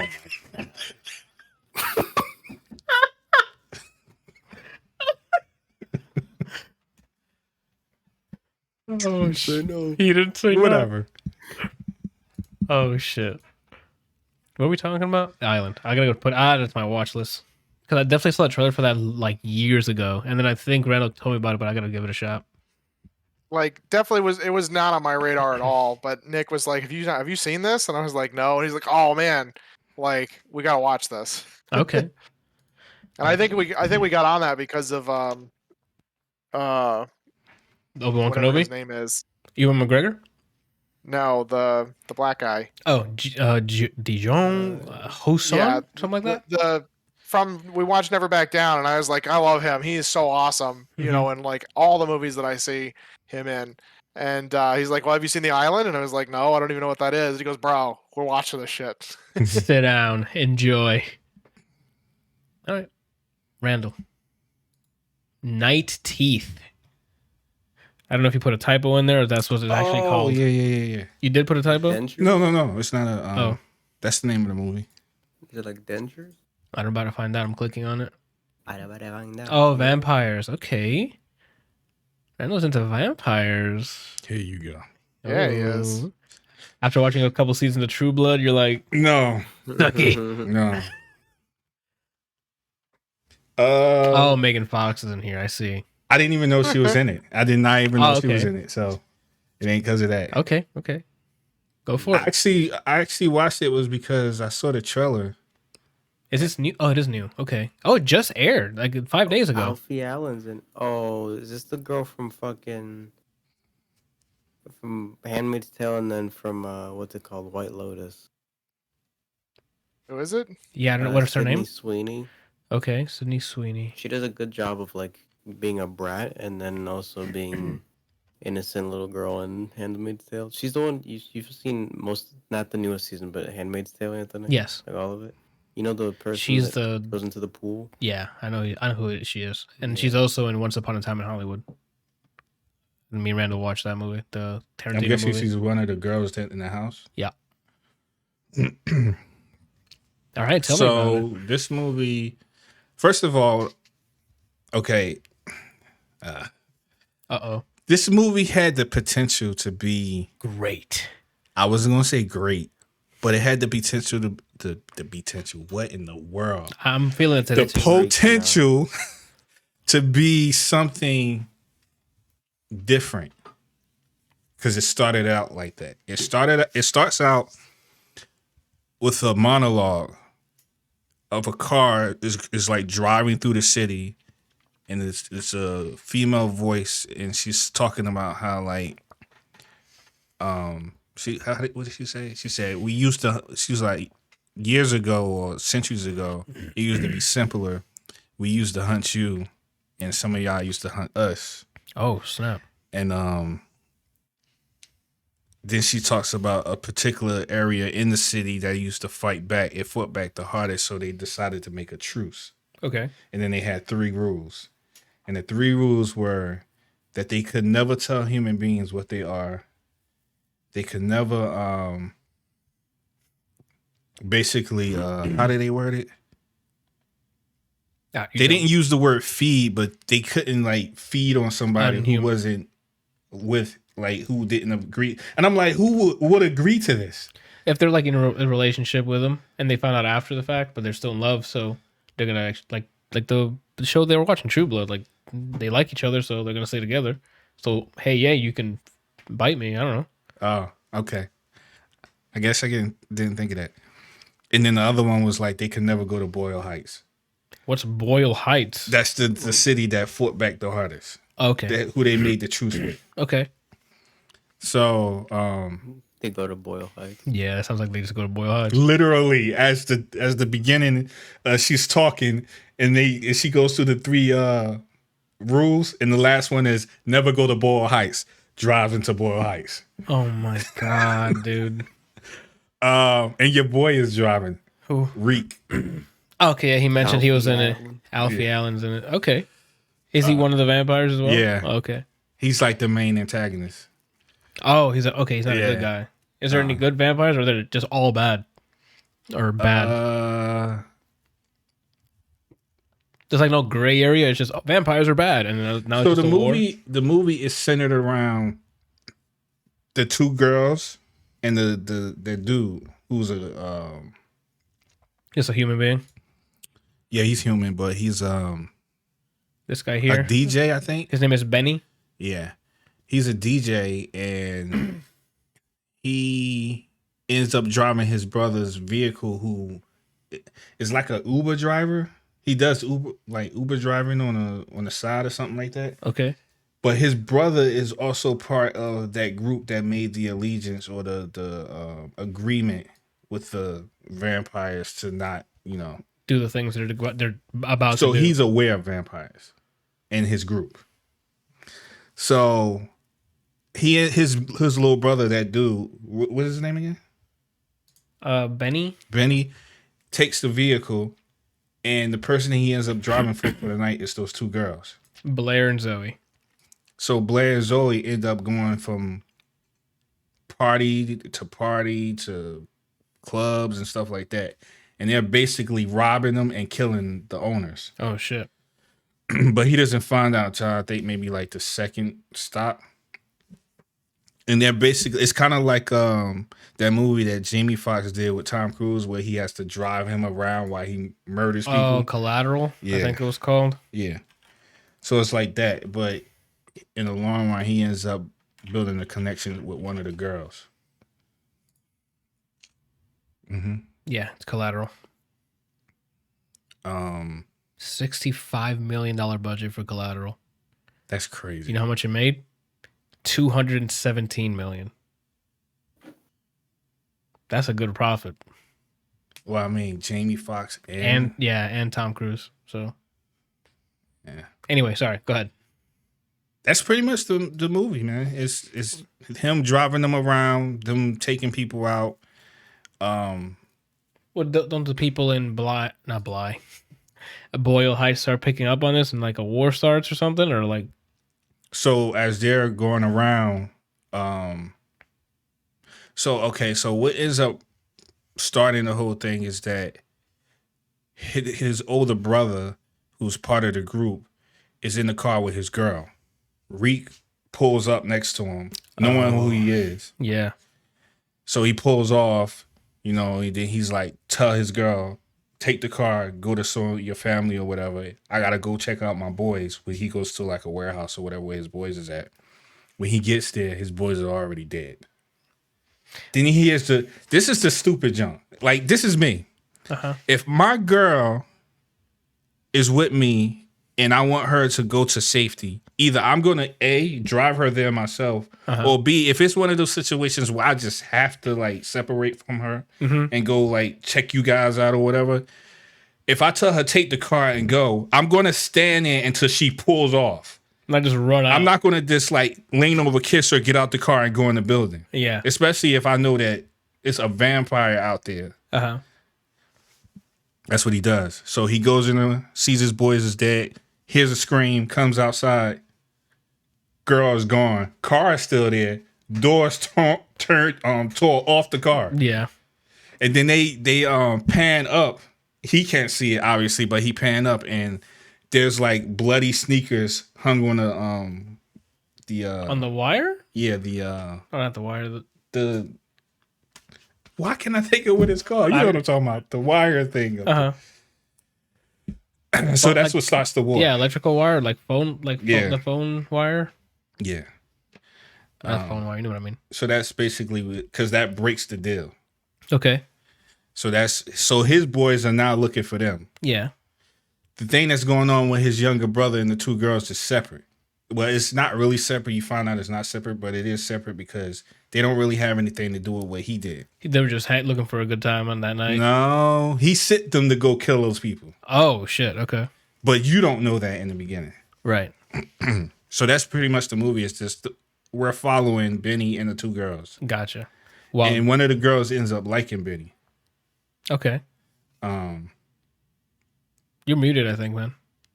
Who, me? Kelsey was, I think. I don't know if he spoke to us. We're talking about my cousin Vinny? Oh. Benny. Didn't you say Benny? Yeah. With a B? Vinny? Benny. V-I-N-N-Y? He's making a reference to a movie. Yeah, I know. Okay. I didn't know if he thought we were really talking about that. But yeah. So weirdly, like I said, the electrical line, and you were like, "Yeah, the electrical line." I thought it went through. I read your lips. I looked over and I saw him go electrical line, and I'm like, "Yeah, like electrical line." Oh my goodness. And then now I saw you said something, but I'm like, I didn't catch any of that. I couldn't read your lips. So I'm like, "Hey, man, you're muted." Because I don't know if you were like talking to Shannon or something, but. No, I was actually trying to respond to him when he was like, "I can't think of what it is," and then it played out so well. I was like, what the fuck does he mean? I'm muted. He heard me earlier. Like I haven't touched my thing. So, like, is this like a thriller? Or can the guy fight? Like, can Benny fight? Like, what? Nah, Benny's just at this point we're just high school kid. So we're just waiting to see if he dies, kind of thing. Like, what did anything keep you like? What's about to happen, right? Well, yeah, there's because one of the girls is like ruthless, like a wild card, like hot off the handle. To her, you're open season. Oh shit! Okay, it doesn't matter who you are. So why didn't she kill the driver immediately? Okay. So I feel like no one's gonna watch this movie. So okay. I don't know about you guys, but Brian's muted. You don't recommend watching this movie at all? Yeah, it depends if you recommend it. Like, if you liked and you're like, oh, you guys will check it out, then that's different than, yo, this is trash, don't watch it. Then you can just spoil it because we're not going to watch it. Thinking. Man, it looks like it got pretty decent reviews, so. I feel like Kelsey can watch it. What does that mean? Like, what? You and Brian, no. Why? You guys don't have the stomach for it'll it. No. You bitches. Yeah. No, it'll be a waste of your time. I feel like you okay. Time is so more this valuable is than mine. Yeah, like no. what? Okay, all right. So look, so you would be like, "Oh, that was interesting." Brian, his taste is just too expensive. So I wouldn't even recommend that to him. Okay. So there's no Louis in the movie. He's a bougie bitch. There's no Bugattis. They're not driving around in Bugattis. So, and Kelsey is more like he's more liberal. So he just give anything a shot. He's like the. He'd give anything a shot. You gonna call him a whore? I've never seen him play. You think you're gonna call him? He's trying to call you a whore, by the way. No, it wasn't. He just smiled at me. You can't see it on your end, but if for the people I'm just watching here, saying- he just smiled and looked at me after he said and just smiled and I'm looked just at me. saying that Kelsey's a little more expressive with movies that he watched. Like he's not like, you know, Brian is borderline movie snob. Okay, Kelsey's not. I gotcha. I don't even watch that many movies. Exactly. Exactly.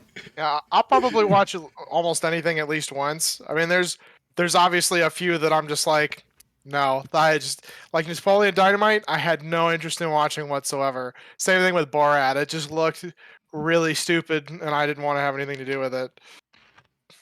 That's fair.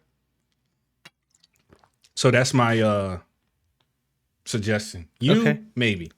You be like, that was interesting. Uh-huh. Brian, no. Hard pass. Hard Immediately pass. no. Kelsey, knock your socks off. Oh, you're gonna do what to him? No. You know, knock and suck them. Yeah, What? Netflix and chill, bro. that's the 18 plus version of Rock'em Sock'em Robots. Mm-hmm. All right. Then let me quickly get through my Schitt's Creek Emmy nominated show. I'm really behind on this. A comedy written and created by Eugene Levy and his son. I don't remember his son's Daniel name. Levy, right? I think Daniel Levy. Anywho, it's about a story about a family they're filthy rich, right? Filthy. Filthy rich. But their businessman finds a way to screw them over and then runs with their money. So now they own nothing besides a little town called Schitt's Creek that the father bought for his son as a joke because of the name. It's called Schitt's Creek. They are forced to move there, and now they're trying to find their way back to their glory of being filthy rich or getting the fuck out of Schitt's Creek by at least selling the town back so they can have some money. It's a family of 4.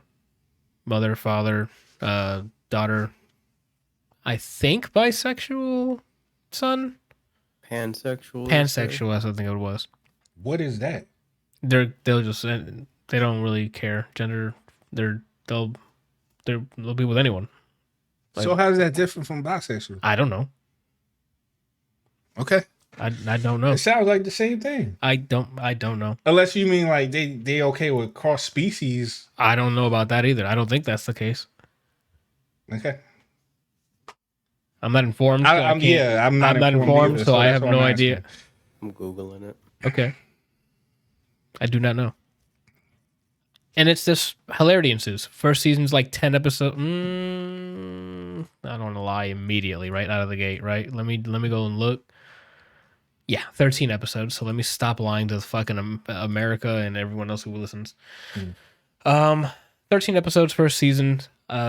Really funny banter between everyone. You meet all the not all of them, a bunch of the people who live in Schitt's Creek with their own characteristics and traits. Brian, you already know about the guy from Scary Movie with the hand who's in here. He's the mayor.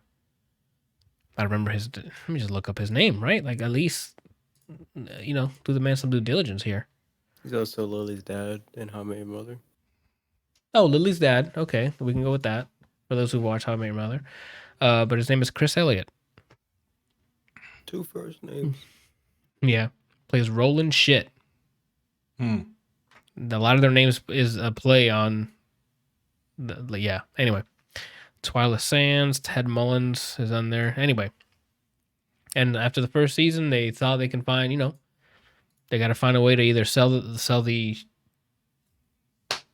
town or keep living in it. So it's them, the dad trying to find a way to sell the house or whatever the case is, going through unemployment, all this shenanigans. The mother's going through trying to live a life of not being pampered. The girl's trying to party like she did before she had, money and stuff like that. They're all just trying to fit in some way. And it's a really funny scenarios, really funny dialogue, and the chemistry between people is great. But the Roland Schitt character, he's like habitual line stepper, and I don't think I'd be able to like keep my cool around it. But besides that, really funny so far. I'm loving it a lot. I like the David is my favorite character so far. I don't know why. Everything he does, I'm laughing. I don't know, even if it's small shit. Like it's. He feels like my spirit animal. Yeah, I don't know why. He just I'm rooting for him all the way. Anyway, that's just Schitt's Creek. I definitely recommend it. I don't know if I have any other running comedies at the moment because Ted Lasso's done. So now I'm watching this as my haha show for now. I'm having a good time with it. I'll pick up season 2. I got the gist of the show from what we saw, and I liked it. So I'll probably. That's the premise. Cut What off you where we saw left was off. they're trying to get the fuck out, right? You just I probably remember missed what number we left off on, though. season. We saw the first episode of season 2. Okay. Once I finish this last episode of Squid Game, You're probably gonna And finish the entire show by the time we catch up. So which show? Schitt's Creek, yeah, How many seasons are there? like 6, but they're only like 10 episodes each, I think, or like I'm 13. assuming I'm gonna love it. So That's also true. 13 I like it so episodes, far yeah. a lot, though. The most is 14 episodes, and there's 6 seasons, and they're all like 20 minutes long. Do you like Squid Game so far? I'm liking it. I guess I'll go into it more, but you know how I've never cried at a game or a show or a movie? Yeah. Last night I was almost sobbing in bed. Wow. That's pretty I good. saw something earlier today that said that they're already like working towards season 2. It's been like I said before, it's just a critical like explosion when this came out. Everyone's the word of mouth. Everyone's like, "Watch Squid Game, watch Squid Game." The critics are fucking like, as corny as it sounds, the critics are raving, even though the people are watching it, they're loving it. So I thought it was cool because the dude who wrote it, like he had pitched to stay for like 10 years straight, and everyone kept telling him no. well, now he can with Netflix walk up to those people and be like, Yeah. not say a word, just and That's what happens. So I mean, that's a good story, I guess. Let's I guess hope the best. I don't know if he's gonna make more stuff with Netflix now, because I'm assuming Netflix like, yeah, we need to hire this guy and make sure he makes more shit. So they might sign him on for more series. Yeah. Depending how this show ends, maybe they'll make a sequel. I haven't seen it yet, so please no spoilers, but we'll get to it.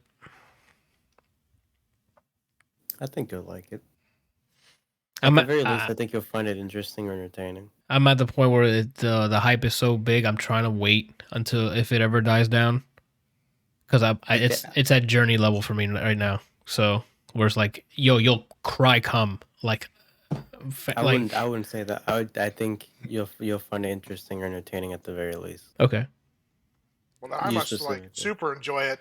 According to Randall's. Yeah, You like everything. You like No, that's not what I was saying. I was saying that Kels, like, well, he said pretty much verbatim that he'll give anything a try once. So that's what I meant. Like, unless it's like profusely just insulting him, like I've never seen him play Schoolgirls, so already a liar.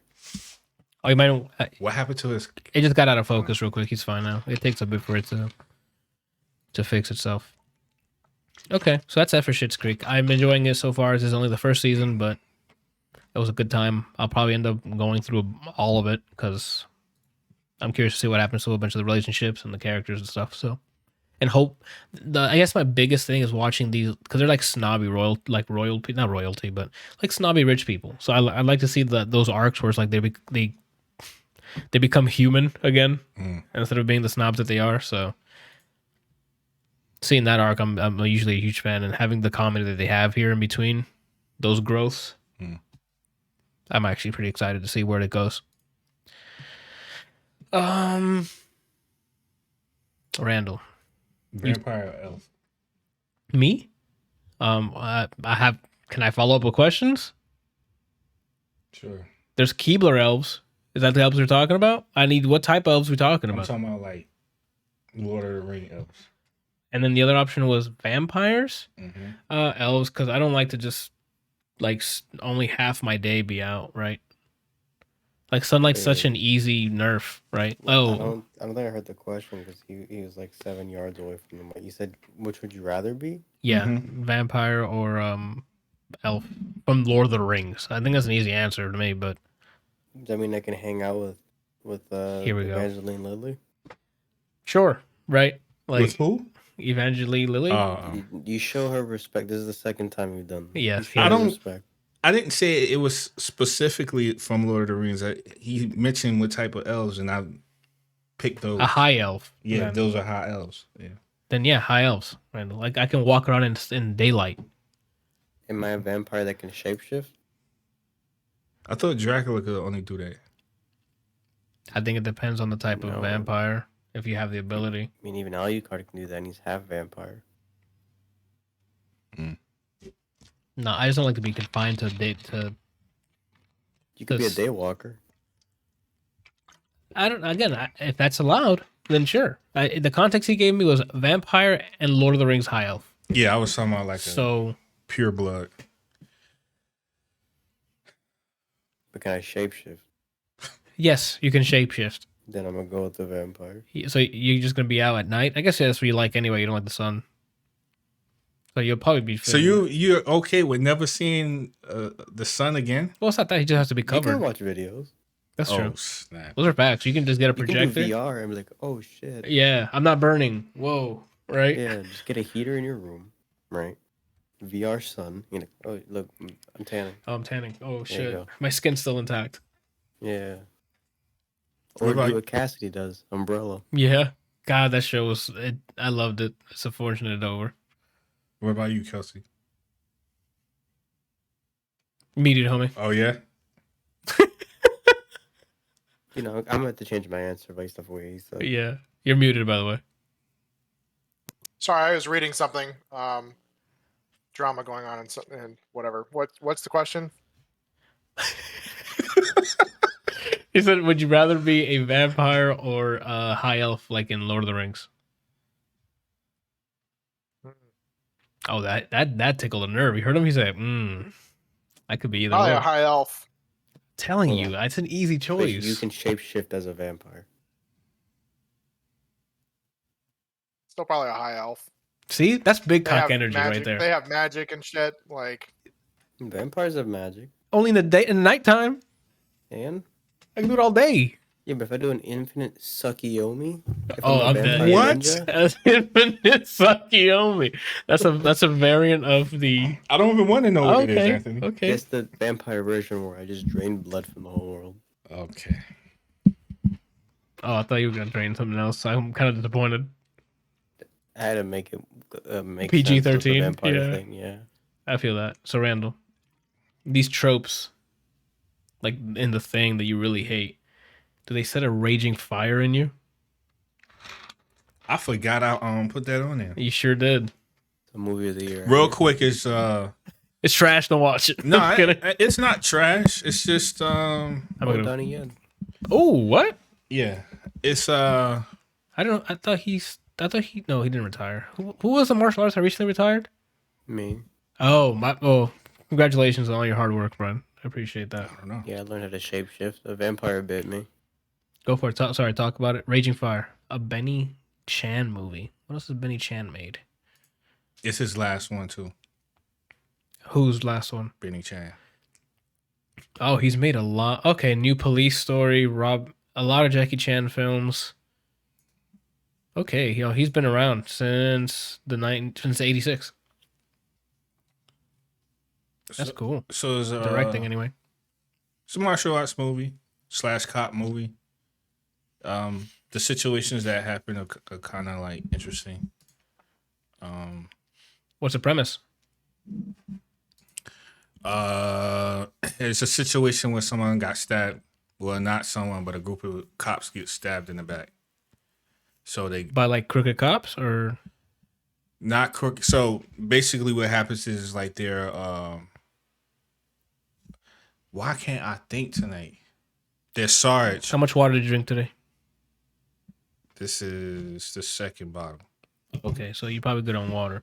How much bread you had today? Bread? Yeah. None. I had carbs, but I didn't have any bread. Okay. My question was supposed to be carbs. Bread came out first. Why? Don't ask.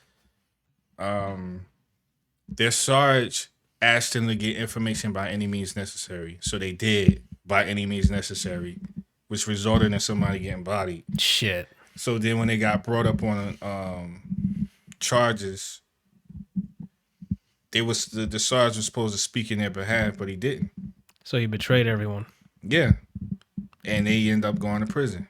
So Donnie Yen's character was like, I bet. No. Donnie Yen was part of the Oh, he's the backstabber? If that's a spoiler, then don't tell me. Never he's mind. not really a backstabber. No, it's not really a spoiler. He's not the backstabber. He's just a good cop. He's a good, honest person. So he was like, the lawyer was like pressuring him, like, remember you're under oath. So did such and such happen and such, and he couldn't lie. Yeah. And if he lied, then it might have helped him, but he didn't lie. So therefore, they went to prison. That's unfortunate. And those group of cops, ex-cops, turned to criminals. Damn. And then they wanted revenge on the police department or something, or? Yeah. Amongst other things. Okay, we'll leave it at that. So is it like is it an actual like martial arts movie, or like hand, or is it introducing like the gun stuff? There's a lot of gunplay. Okay. It's not that much martial arts. Okay. But I got to do a raid check. Brian, did you end up watching the raid? No. Fuck, I think Kelsey did. He said, right, Kelsey, you saw the raid? Damn it. All right, never mind. What? It's just a really good martial arts movie. No, where did that come from? Because they're talking about martial arts. Yeah, Oh. and I asked because in the beginning the raid starts with like firearms and stuff, and then the hands come out, and the hands come out, and then knives come out, and then the knives come out, and then the hands came out again. And then knives out. Yeah, and then Daniel Craig comes in and talks about a donut. it's a hole inside a hole. Go ahead. That's it. That's all the movie's about. Dude, so I mean, would you recommend this to non-martial artists, like, or martial arts fans? I guess I would only recommend this to Donnie Yen fans. only Donnie Yen fans. Yes. So if I've never heard of Donnie Yen fans and Kelsey will watch, and that's it. That's it. Yeah. So Kelsey and Donnie Yen fans. Yeah. All right. Wild. All right. The reason why I say that is because the story doesn't the story itself isn't like anything brand new Any gripping. or refreshing or it's not gripping or anything like that. You take Donnie Yen out of the equation, it's just like Oh, you think it's bland? Without Donnie Yen, it's Donnie. When's it ending? Oh, snap. when's it end, Brian? That's just a quick red, correction there for you on the screenplay. Anywho, I think it's time, boys. I don't have a you Hans. into the podcast? Oh, there's No. a good one, man. It was a pretty good one, actually. I think so. But I mean, you guys let me know in the comments we below. added something to the hate list for Randall. Yeah. What?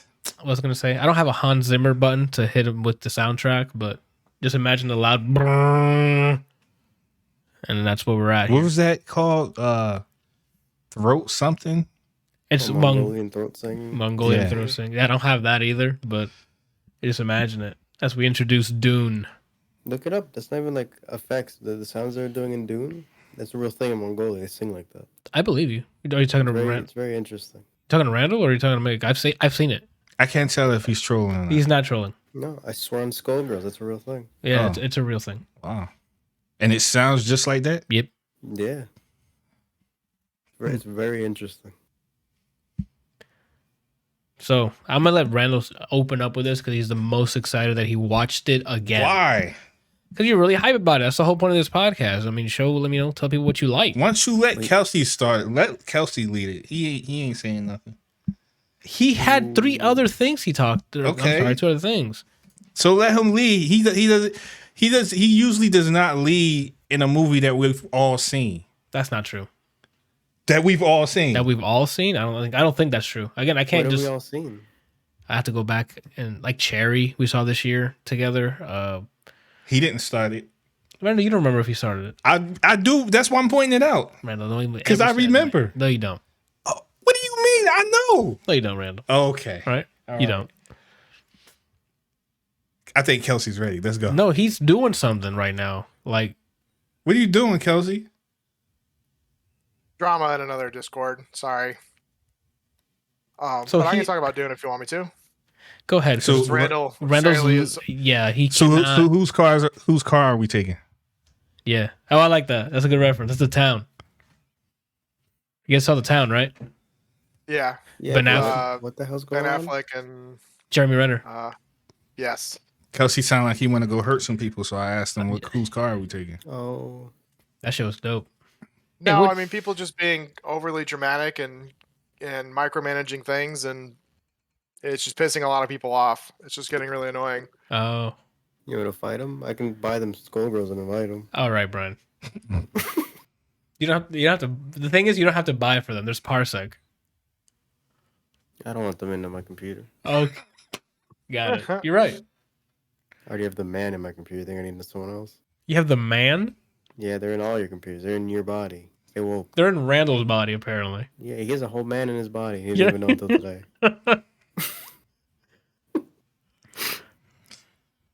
All right. So Dune.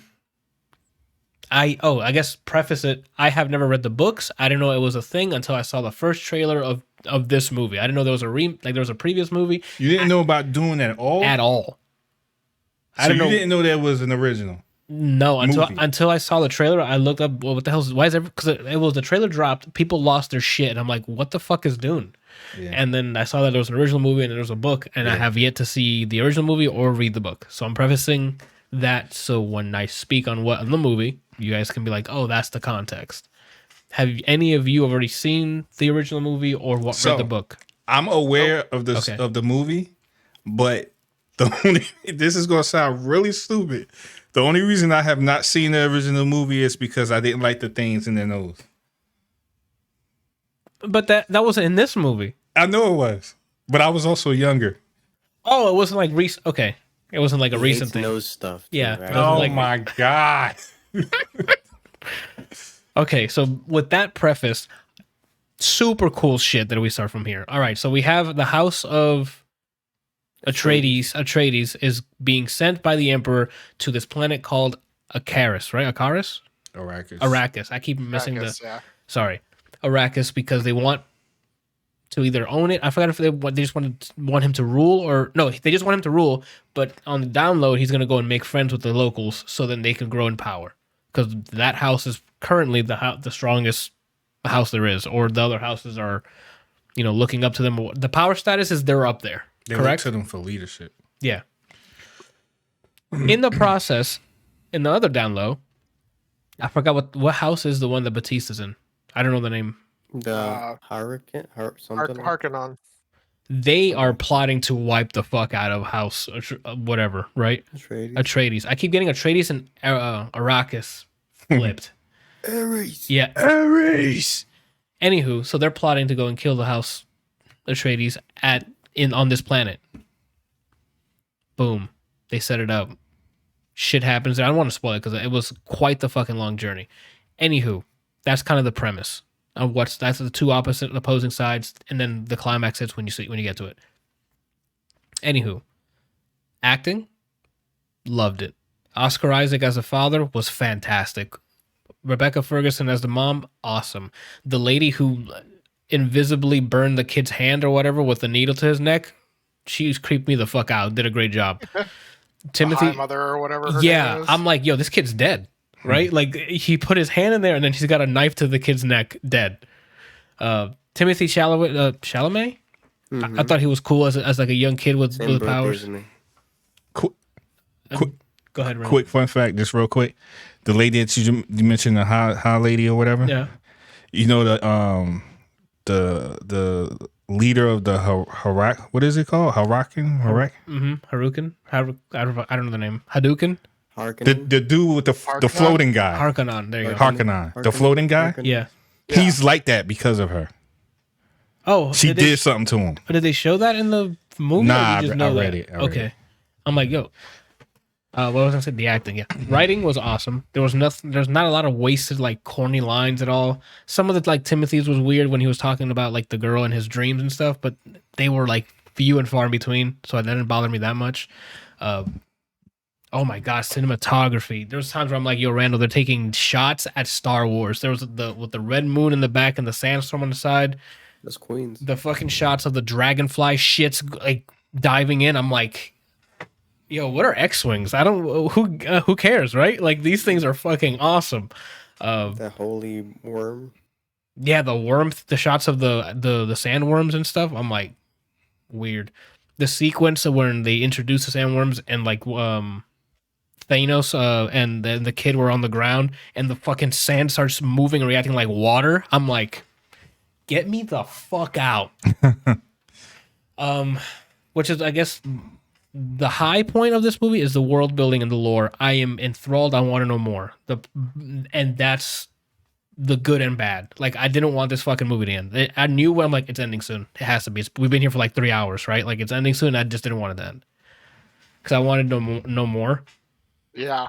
So like that's my con, if that's even a con, because like I want to know about the High Mother stuff. Like all that stuff is interesting. Like what is this power that he has? Like how is that? I hope they explain that before we get to the end of the book or whatever. It's You talking called about The the Voice. Yeah, like the Yeah. voice and how they know about it and how the mom is like so adept at it, but then he doesn't use it during combat. Like, does it drain him? Why doesn't he use it on everyone? I don't like. There's so many questions I have that I'm like, I hope they get into it.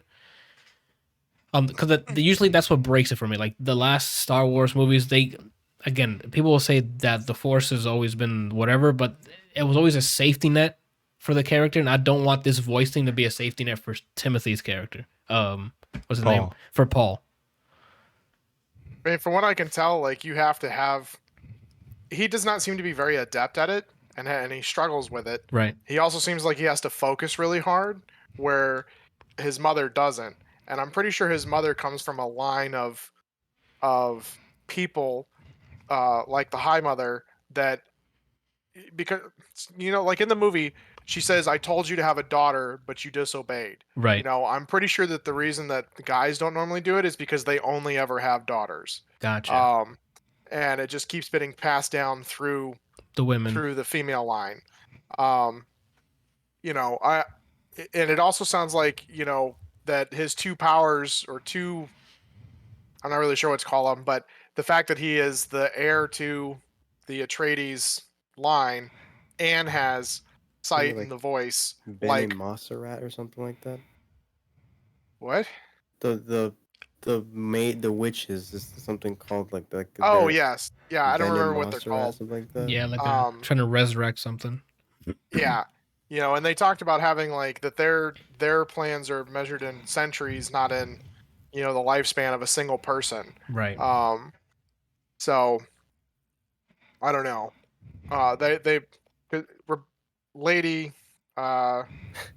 Jessica. Lady Jessica, Yes. Paul's mom, was talking about like having a person who could bridge space and time, basically rendering future and past kind of irrelevant because they can do whatever they want with it. That's what I'm saying. That's why it starts to scare me. Like at first I'm excited, and then I'm like, is he gonna build up to a level of power, and it's gonna turn to anime at the end, where it's like we win because I said so, right? Like I don't want that because of this movie. Like the war shot, like when they came to attack and that war scenario was happening, lit, right? That entire fight sequence, and then they ended it with the carpet bomb at the end, and I'm like, holy shit, these guys are here to play, right? Like all of that, I'm like, oh, there's lives at stake. Like there's a joke, Brian. I mean, spoilers. No, actually, I can't say the joke because it's spoilers. When we saw the banner after we watched the movie, and Brian's like, "Oh, look." No, we can't. It's spoilers. With spoilers, it's spoilers. We can't. Message me right now while someone else is talking. Well, Randall refuses to talk. He's just handing it over to everyone else. I want to know what you're talking about. Well, I can't because it's legitimately spoilers. So I'm gonna wait. And It was something at the end of the movie? No, Brian, we made a funny comment after we finished watching it Oh, because something came up on the screen. okay. Don't worry about it. Anywho, where was I talking about? Yeah, the cinematography was great. Hans Zimmer did his thing. He did less of the fucking bass thing he normally does, which I like because sometimes his soundtracks are too much of they sound too alike, and it's just on everything. And I'm not a huge fan of that. But there was a lot of sequences where that complemented the scene. I'm like, let's go. Soundtrack give me fucking Witcher 3 vibes with the chanting. Yeah. I really liked how dire the planet was for outsiders with the whole moisture thing. I'm like, get every second I could, I'm like, yo, get me the fuck out of this planet. How am I supposed to like use my own sweat to drink it? You're wild. As much as I sweat, it could be worse. You're absolutely right. Could be piss, could be cum. When I saw that the shot of the rat, like literally a rat. Oh, shout out to the kangaroos. The kangaroos, bro. And the little drop, and he's like, and that rabbit grabbed it, and he's like, thank God. I'm like, nah, I can't live here. That shit is wild. I don't. So being an outsider from this entire universe, bro. I just picture Zendaya, like you're there. Yeah. Zendaya standing right there, and she sees you see that happen, and she turns around. You know how she's been turning around in the movie, smiling. Yeah. She turns around and smiles at you and says, "Isn't it beautiful here?"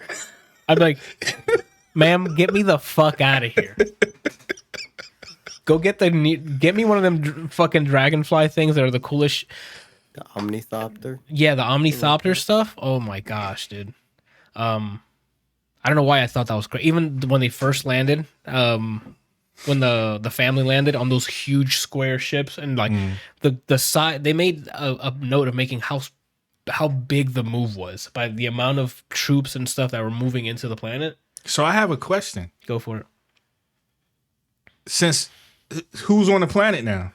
Well, that's why I'm converting into that. Like showing us at first that the amount of people that got there, and then it all ends in that arc of that huge carpet bomb at the end when it was like engulfing where everyone was at. It's like, yo, they've killed almost everyone because that thing hit. Because there was a flying shot of where the wall began and all the way to where the royalty was sitting, and that ship was above, like in the center, and it just dropped everything everywhere. While there was people on their own people on the ground just slaughtering people. So like they cleaned house. So it gives you like the size of loss that happened. And shout out to the people who actually passed away in the you know, I can't spoil it, but because that shit hit me, I'm like, oh damn, no one's safe right now. Except obviously the main character, which is what I'm excited / worried. I don't want it to end in such a like I'm the main character plot armor, right? Like silly stuff like that. Where all the stuff the way he got away and some of this stuff, I'm like, okay, that makes sense. Go ahead, Brian. They're I don't know. hinting at both things at the same time because he sees visions, but they're not exactly how things don't always happen the way he sees it. Yeah. And I like that because he could be wrong about what he sees about a W, and then he gets headshot by that kangaroo mouse that we saw. Jeez. Well, the thing that worries me, the same thing you said, is if he gets like so good at it, then he's literally Bran from Game of Thrones. Yeah. That's what I'm afraid of. I don't want that to happen. Hopefully it's one of those situations where it's like, because at least I know with the Force, you can only manipulate people who are weak-minded. Like Correct. You can tell them to do things. But if someone is not weak-minded, that won't work on them. Well, on this one, they actually showed that it was a weakness to it because the guy was deaf. So she told him, hey, that guy's deaf. So that was her telling him, don't use it on him. Mm-hmm. That's why they when she was able to, she killed him first or threw him out. Mm-hmm. And same thing with at the dinner table at the beginning of the movie. He tried it on her, and she was like, "Nah." Yeah. I don't know. I'm pretty much gushing at this point. Kelsey, do you have anything on Dune? This is your first experience with Dune, right? Like you didn't watch the movie or read the books. Right. Like I've not read the books. Nick has told me a little bit about stuff. Okay. And like I've asked questions and things about like what's going on in the movie, and he's explained a little bit more. But like, it was almost a 3-hour movie, and I'm like, I want more. Like, where's the other 9 hours? Facts. Of, this, and I told him, I was like, oh shit, this is part 1. That means that there's going to be at least a part 2. And he's like, there should be lots of parts. There's lots of books. They have a lot that they can do with this. Oh, that's like, good. I'm super excited, trying to imagine what they can do with this. Like I almost actually want to go read the books just to see, because they're never going to be able to capture everything in the movies. And if No. we're waiting for the movies, we're going to be waiting 10 years for them to get everything out. Yeah. For the Duneverse. The Duneverse. So I don't know. It's awesome. I'm a little sad about certain things that I will talk to you guys about offline. Yep, I know where you're gonna go. Because yes. But all in all, it was so well done. I enjoyed it. I can't even talk. Like, it was so awesome. It was just cool. Like, it was a new sci-fi world. They were giving us a lot of information to catch us up, to inject us in it. So we're like, okay, that's how this works. That's how this works. It's like playing a new game with a new universe, like a new IP, and you're like, oh, I'm digging this. And then you start learning about it, and it was refreshing, man. Yeah. What else, Randall? I mean, we got refreshing out of you, and you already said it's game of the year, so you need to give me more than that. I mean, you've touched on everything that that can be said without spoiling it. All the stuff I can't talk about much without spoiling it. So, I mean, Anthony mentioned Kelsey to go first. Huh? That's why you wanted Kelsey to go first. Yeah, so you can be like, oh, what he said. No, that's true. Okay. I just wanted a different perspective. So, what do you think of the soundtrack, Randall? The Hans Zimmer soundtrack. I mean, he never misses. So, for me, he doesn't. For me, he sometimes misses. It was a beautiful movie.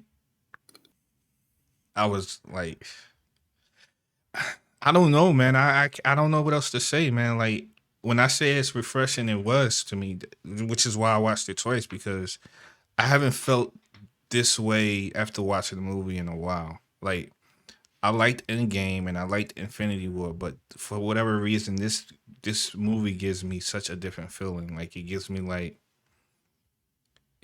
a feeling of like, this is originality. Like, I don't think I've seen anything like this in a very long time. Mm-hmm. I mean, there's a lot of parallels you can draw with like Star Wars and stuff, like especially with shots when they were showing the army of the white suited ones, and they're all lined up. I'm like, those are stormtroopers, bro. Yo, like that. And you guys know that I'm like one of the most biggest Star Wars fans, but they took a huge L. Huge L. Yeah. Like, this is what Star Wars, the new trilogy, this is what it should have been. Uh-huh. And I say it again. I said it after we watched the movie. It feels like Dune was every professional photographer, cinematographer, CG artist, writer, everything that takes to make an amazing movie. Guys from ILM from everywhere made this movie. Felt like it. Mm-hmm.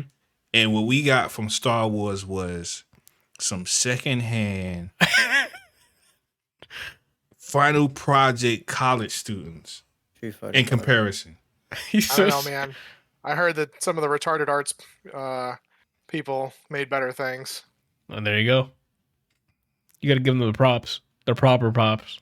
We're done, bro. All right. This has been the podcast on Arrakis. It was, man. It was just really cool, man. And even after watching it a second time, it was still like, everything was done right, man. I want stuff. I don't even know if the books like tap into this. I want to know his dad's history. Yeah. Like, his dad was an awesome character. Like, he knew the position he was in, but he wasn't an asshole. He was still a good father. He wanted to bestow. He gave him the choice. Like, that's the scene before they moved to Arrakis. I'm like, good dad vibes. And then that where he was like, "You'll still be the only thing I ever needed you to be, my son." I was like, damn. He's not here to fuck around. Like, the lines weren't cliche. It was like, it sounds like it's going to be the same thing I've heard 50 millions of times. Oh, no, it's not. It's not the same thing. It's something different. I don't know. I just enjoyed it. I want to know about the other houses. I want to know how this whole structure was created. Who is the emperor? Right? Like, what?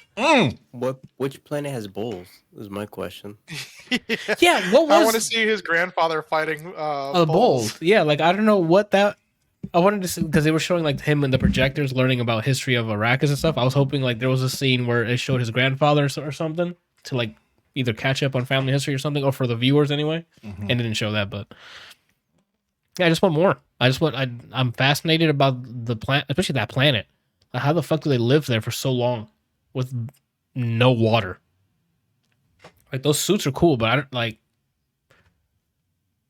Oh, and shout out to the guys who think you can just check everyone's strength, right? Because you'll get what's coming to you, right? Yeah, that was stupid. Like, you don't need to check every single person. Yo, let me see. Because you end up dead, right? You and your friends are dead. I'm not gonna lie though. Before the fight started, that Joker looked scary. I mean, yeah, when you're out there with no water for all your life, Randall, yeah. The blue eyes effect, I think, is really cool too. Like, everything is just something new, I guess. Yeah. I have never been exposed to this, so I'm sure everyone in the comments are like, you should just read the books. We've been knowing about this. Cool. All right. Good for you. But I get to take it in a cinematic format. Yeah. And that was done really well. Because sometimes they can drop the ball on it.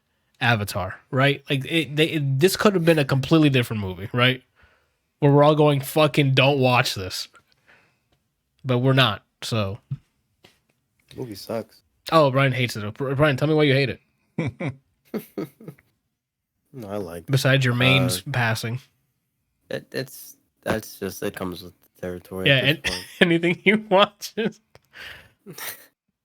Like same thing that Reynolds said. It's refreshing. While watching the whole movie, it gave me Star Wars meets The Hobbit vibes. The way it was paced. Yeah. Nitpick off rip, and I hate when things do this.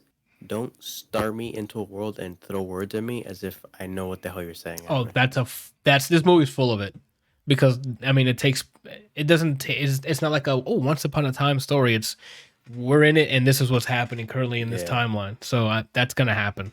It made the beginning of the movie tough to follow. But then but at once a certain point, you've been initiated into what the fuck's going on. Yeah, so it doesn't take long for you to catch on. The terminology obviously is hard to remember, but it's easy to follow.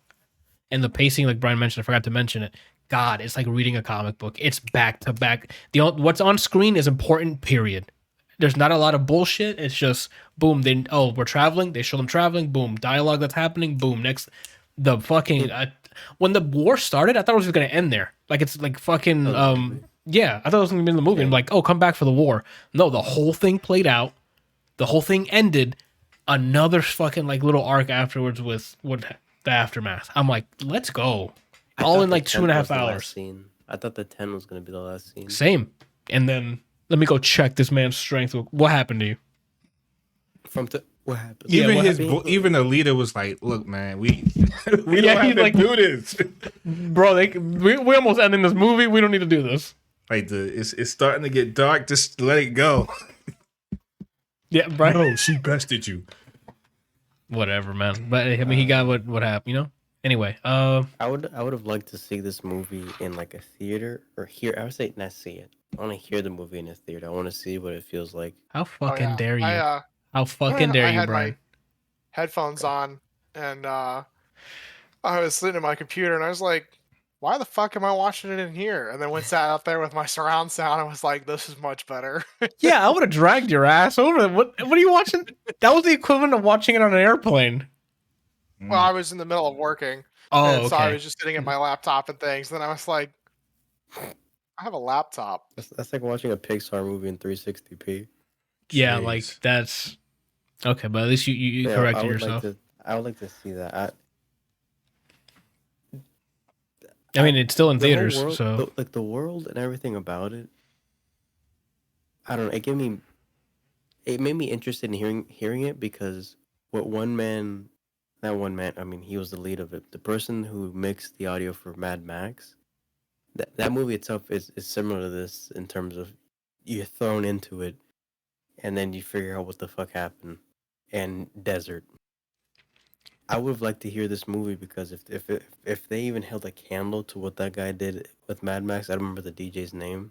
Then this would have been like a Quiet Place experience, probably. Star Wars and I keep saying it felt like it felt like a grown, like non-cheesy 80s fucking Star Wars kind of movie where everything just made sense. Everything felt realistic. In that world, anyway, And it's a journey. Yeah, you follow. It's like a same thing with Hobbit. It's like a coming of age, a journey. We're coming of age, and there's a end destination, and you see what happens in between. Essentially. Yep.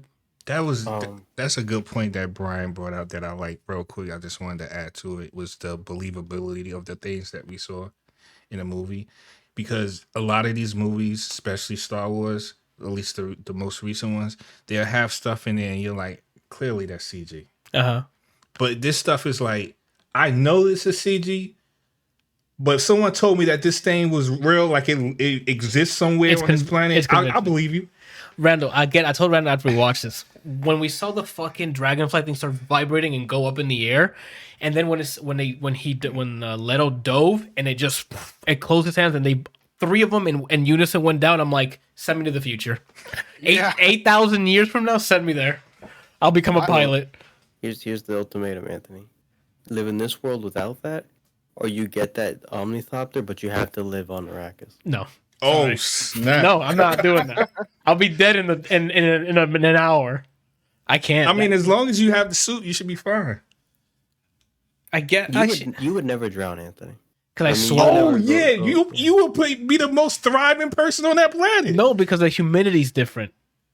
Everything's dry there, so there's a difference between how sweaty I am here in Florida because it's so humid. Yes. So you're saying that you think it's dry heat? I think it's dry heat over there, and I will die in an hour. Nah, you underestimate yourself, Anthony. Okay, but there is a certain point. There is a certain point where heat just, it's so hot your body has to sweat to cool down. Like, oh, that's also true. Yeah, so you would be a water bender in this world. Jeez. I don't know. I mean, everything was cool. The tech was. I don't know, man. Dune is cool. Is my review for this movie. The characters are cool. I don't think there's a character who did something like fucking idiot. The swag. House Atreides dresses like royalty, bro. Paul, main character. That's future Alucard. Yeah, and no one can tell me. I saw the drip on him. He didn't even have to be the Duke. If I saw him just like that, I'm like, where to my leash? Facts. That kid had the futuristic attire people were wearing. Like when they came in to do the assignment, like when the family was waiting, and then like the priest and the lady, when everyone came, and I saw Daft Punk there.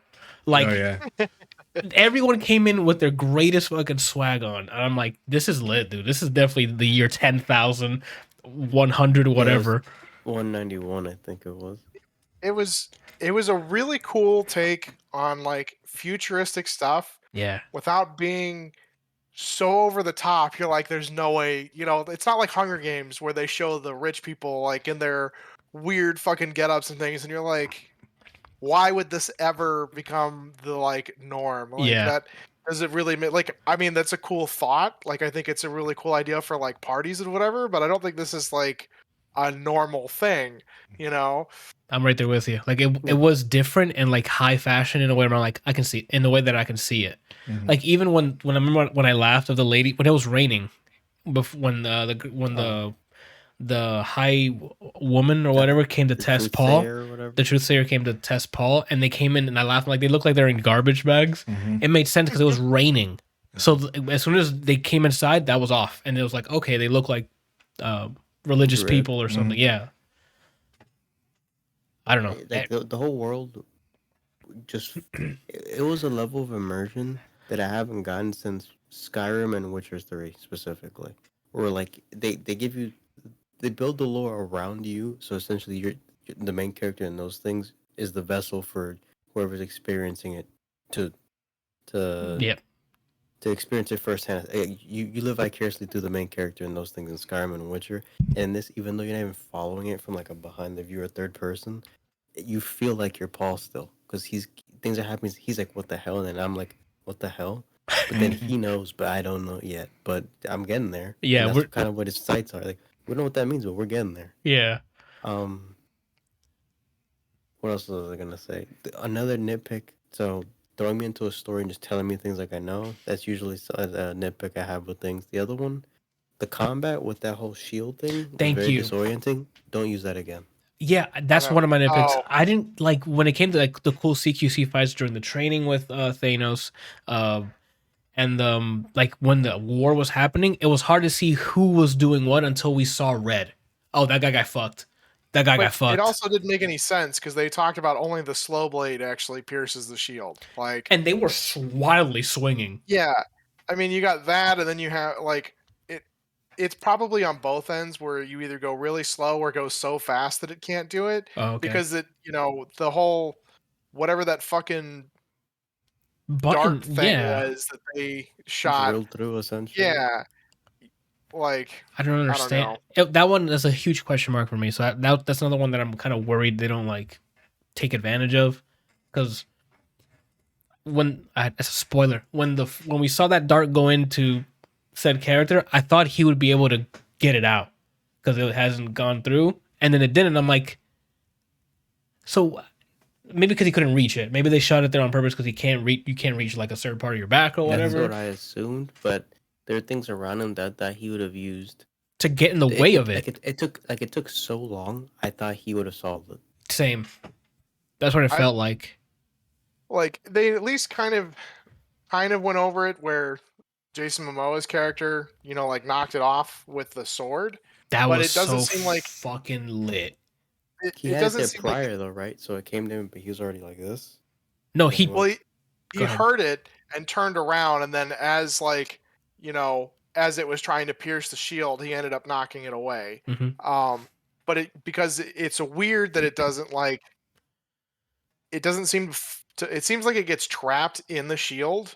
Yeah. Because he was moving, and it's like all he should have to do theoretically is turn, and then it would be gone, and Correct. It wasn't.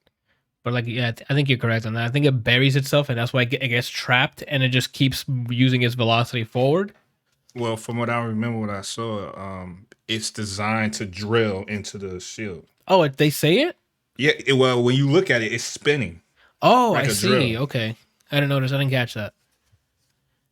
It's not like a It's not. I thought it was not like a dart. I thought it was a pin. It hits and then it starts spinning. That's why you hear the zzz. I thought that was the field itself trying to it's going crazy. Spinning. Oh, okay.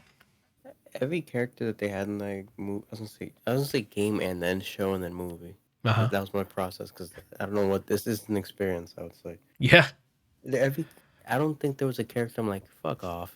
Even the antagonist. Yeah. Is interesting still. Yeah, I mean, I thought it was game over until that fucker looked like something from The Ring when he walked through the door. Yes, I don't. Small nitpicks. Yeah, the inconsistency of the voice as well, and not explaining what it is, leaving it open ended. It's kind of annoying. But those three nitpicks are like will probably be solved by the end of it because that's just stuff. I really enjoyed this movie. As the movie snob or whatever, I find it hard to find anything bad about the movie. I don't know. Do you guys have anything else to add before we just straight up recommend this movie? Because I think we all had a fantastic. Oh, okay, my bad. Except Brian. I mean, it was incredible. Like it was everything about it was amazing. I don't know that there was even though they left things untold, knowing that there's going to be at least a part 2. Yeah, man. I'm excited. Just leaves it open for explaining things, but everything was done incredibly well. Which scares me also. Yeah, now you're with me. Now Randall's on my page. How great this was. Now you got to keep it going for how many books you said there was? There's a bunch of like. From what I don't know how many books in total, but Nick was like, there is a ton of shit that they can use for this. Okay. Like, I don't know if it's like Lord of the Rings size, but it sounded like it was pretty close. Gotcha. So like this is now the scary part is this. We had our honeymoon with the introduction. Now it's let's stick it, right? The director said he's waiting, which is I don't understand why he's waiting. Because I mean, you got to fund it. How much does this cost to make? $12, really. 165 million was the budget, and so far it's made 220. So they're profiting, which is good. Could you imagine Nope. being Paul? I mean, the actor. Timothy? No, he's used to it. He's been already. Oscar nominated multiple times. Really? Yeah, that kid has been He's a great actor, and the same birthday as me. He's also friends with Kid Cudi. all right. Wow, really? Yeah, that kid's been moving and moving and grooving in It's Hollywood. the first time I've ever seen him. Have you seen Lady Bird? No. I'm trying to think of what else. He was What apparently in Interstellar. He's in Little Women. He's in Interstellar. He's in That movie with Armie Hammer. Yeah, Call Out My Name, or call me by your name, or something like that. Something like that. Yeah. That kid's been acting for a while. He's been doing his thing. He was in. I don't know if you Little watched Women. those actors roundtables. He was there with, like, next to Hugh Jackman, and I think Mahershala Ali was there that year, and Because Moonlight was nominated that year, so Mahershala was there, and Timothy was nominated. Too. Yeah, with The Green Book. Green Book. Thank you. And then the guy that played old Loki, I forget the actor's name, but he's really good. Hugh Grant. No. No, Hugh Grant's not. That's not him. What's his name? I'll figure it out. Okay. Keep talking. But has he done a movie this big a scope? I don't know. Like this blockbuster, I don't believe so. He's been like a bunch of good movies, but not like this level. If I'm not mistaken, Has he also done like the leading role before? he's done Damn it. I don't think he has. That's a good question. Let me double check. Richard Grant. Richard Grant. Okay. Hugh Grant's the one that was with the Drew Barrymore in that one movie. I guess Call Me by Your Name was his first leading one because it's him and Armie Hammer. What else has he been? Yeah, Hostels or anything. He's been around. Oh, he's gonna play Willy Wonka. Yeah. Yeah. That's Where the cool. memes came from. And it says Dune Part 2 is scheduled, Yeah, but but no date. I'm assuming. Pre-production. Look, I'm pretty sure after this weekend, with the amount of money it won, the director's on the phone with Warner Brothers right now. Anthony. What's up? He's in the French Dispatch, apparently. Yes, he's also in the French Dispatch that came out yesterday in select theaters and then digital this week. We'll get to the releases. Peggy's in this? Yes, there's a lot of good names in this Wes Anderson film. So, because he usually has a lot of big names, Ryan. You know that. Oh, I'm in it. Yeah, A friend of mine says that I look exactly like Jeffrey Wright, which is Bernard from Westworld. I can see that. You mean So you mean the Watcher? Yeah. I wouldn't be watching. I'd be shooting. That'd be true. Brian will break his oath immediately. I'm not gonna lie though. I would like to know what that feels like just once. What? To be watched? No.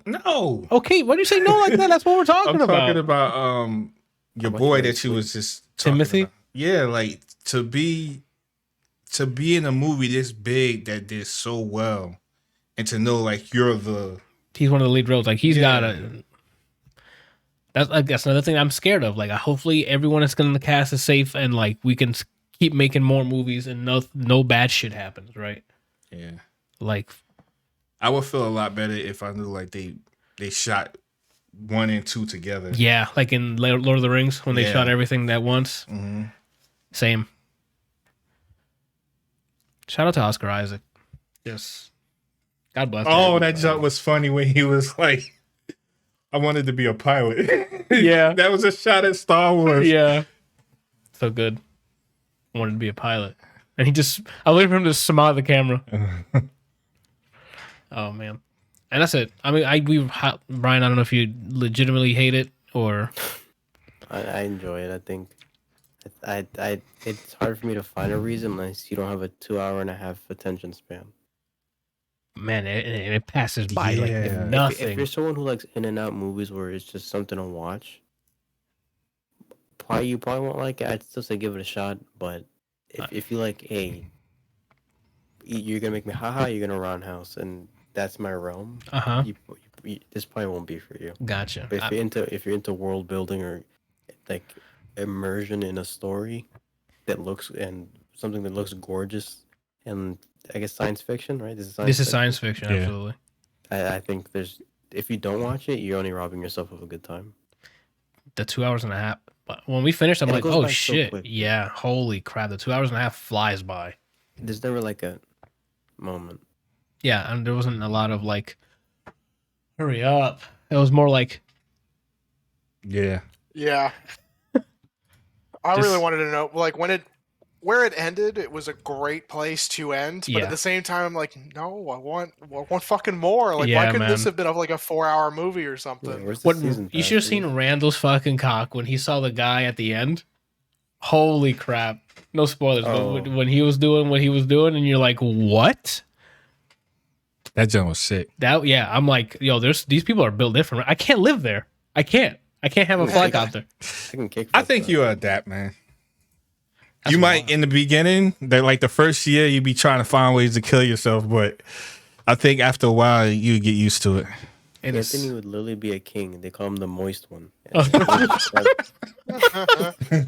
Provide water to everybody. oh man, if it's humid, then yeah, I can thrive there and help all the people and be the Liban Al Al Gaib. the Liban Al Gaib. Yeah. I'll be there as Randall, as I'm just profusely sweating. He's gonna be standing. Remember where those trees were, like the palm ones trees? that they are water. Yeah, he's gonna be there like this, just still. And people are like, oh, a fountain. It's just him actually standing there. He paints his body and just stands there. Shit. And that's about it, people. I mean, it's a full recommendation from us. And these are from guys who knew about Dune, but we haven't read the books. So I'm sure that books might be a ton better because books can get as granular as they need to be about the lore. So, but for the movie, go watch it. It's just fucking cool. The title for this week's episode is Dune is cool. It should be called The Man Inside Randall. Oh my god. Dune is dope. So I can call it Did. Anyway, I'll be here all week. That's about it. I'm just so hyped about it. So yeah, I was don't thinking of watch watching it again downstairs with the projector on the wall That'd be cool, man. and see how watch that experience would be like. But it. You should watch it on a roller coaster. yeah, I'll go ahead and do that, Brian. That's safe for everyone, right? You mentioned something earlier that had me thinking, like, man, should I do that?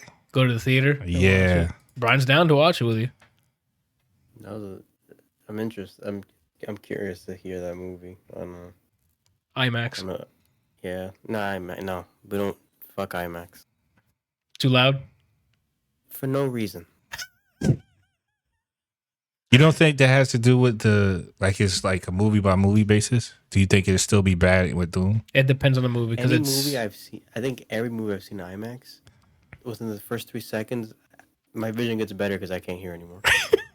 Jeez. I think it's depending if they do a good job of mastering it for IMAX. Hmm. Because some people just it's an IMAX and all they do is like bass like fucking boost the volume. The worst offender, John Wick. John Wick. For Oh. what? I didn't watch Interstellar in theater. I don't even think I've seen Interstellar. That's Sandra They- Bullock. No, It that's Did he say, is that Sandra Bullock? you're thinking that because he just saw the other movie of space. Kelsey It's reviewed Matthew it. McConaughey and Oh, what's her Yeah. name? I can Don't- see Anne Hathaway. Yeah, Anne Hathaway. the one with the old daughter. Yes. Yeah. Yeah, I've seen that not in theater. I saw it. So in Interstellar, when Adam was working at the movie theater over here, they had Interstellar playing in IMAX, and they had people come from the opposite side of the theater out of their movie to complain that they could not hear their movie because the rockets taking off from Interstellar were so loud that it just drowned out whatever movie they were doing. Take It a literally- guess at who directed that movie. The one and M. only. Night Shyamalan. No, Nolan. Let's make everything loud as shit, and then when they start talking, you need subtitles. It's like he uses audio as a jump scare. It's like make them lean forward when they're talking, and then he just lets off Optimus Prime coming.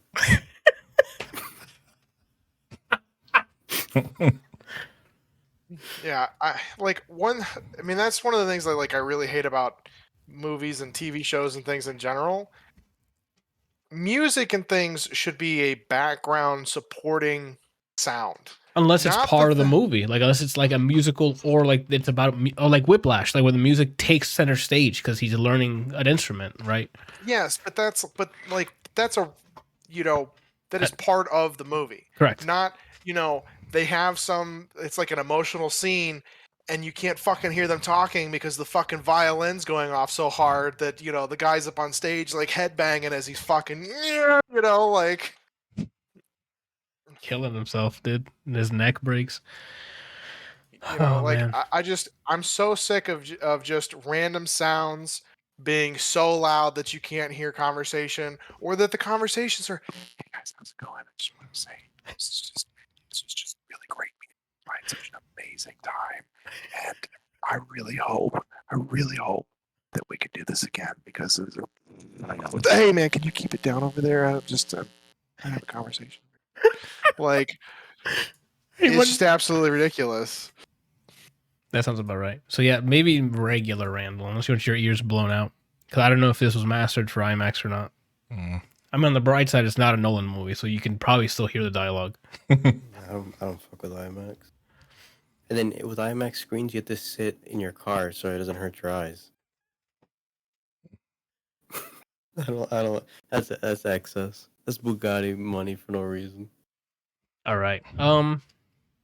That's it. For what we've digested this week, we got some releases this week, so you know we got shit to watch and play. For the game side, we got Moonglow Bay, which if you've been in my Discord has been mentioned a few times. It's a really chill looking fishing game where you like in a town and you fish for fish. Obviously, you can sell it to help the town get prosperous, things like that.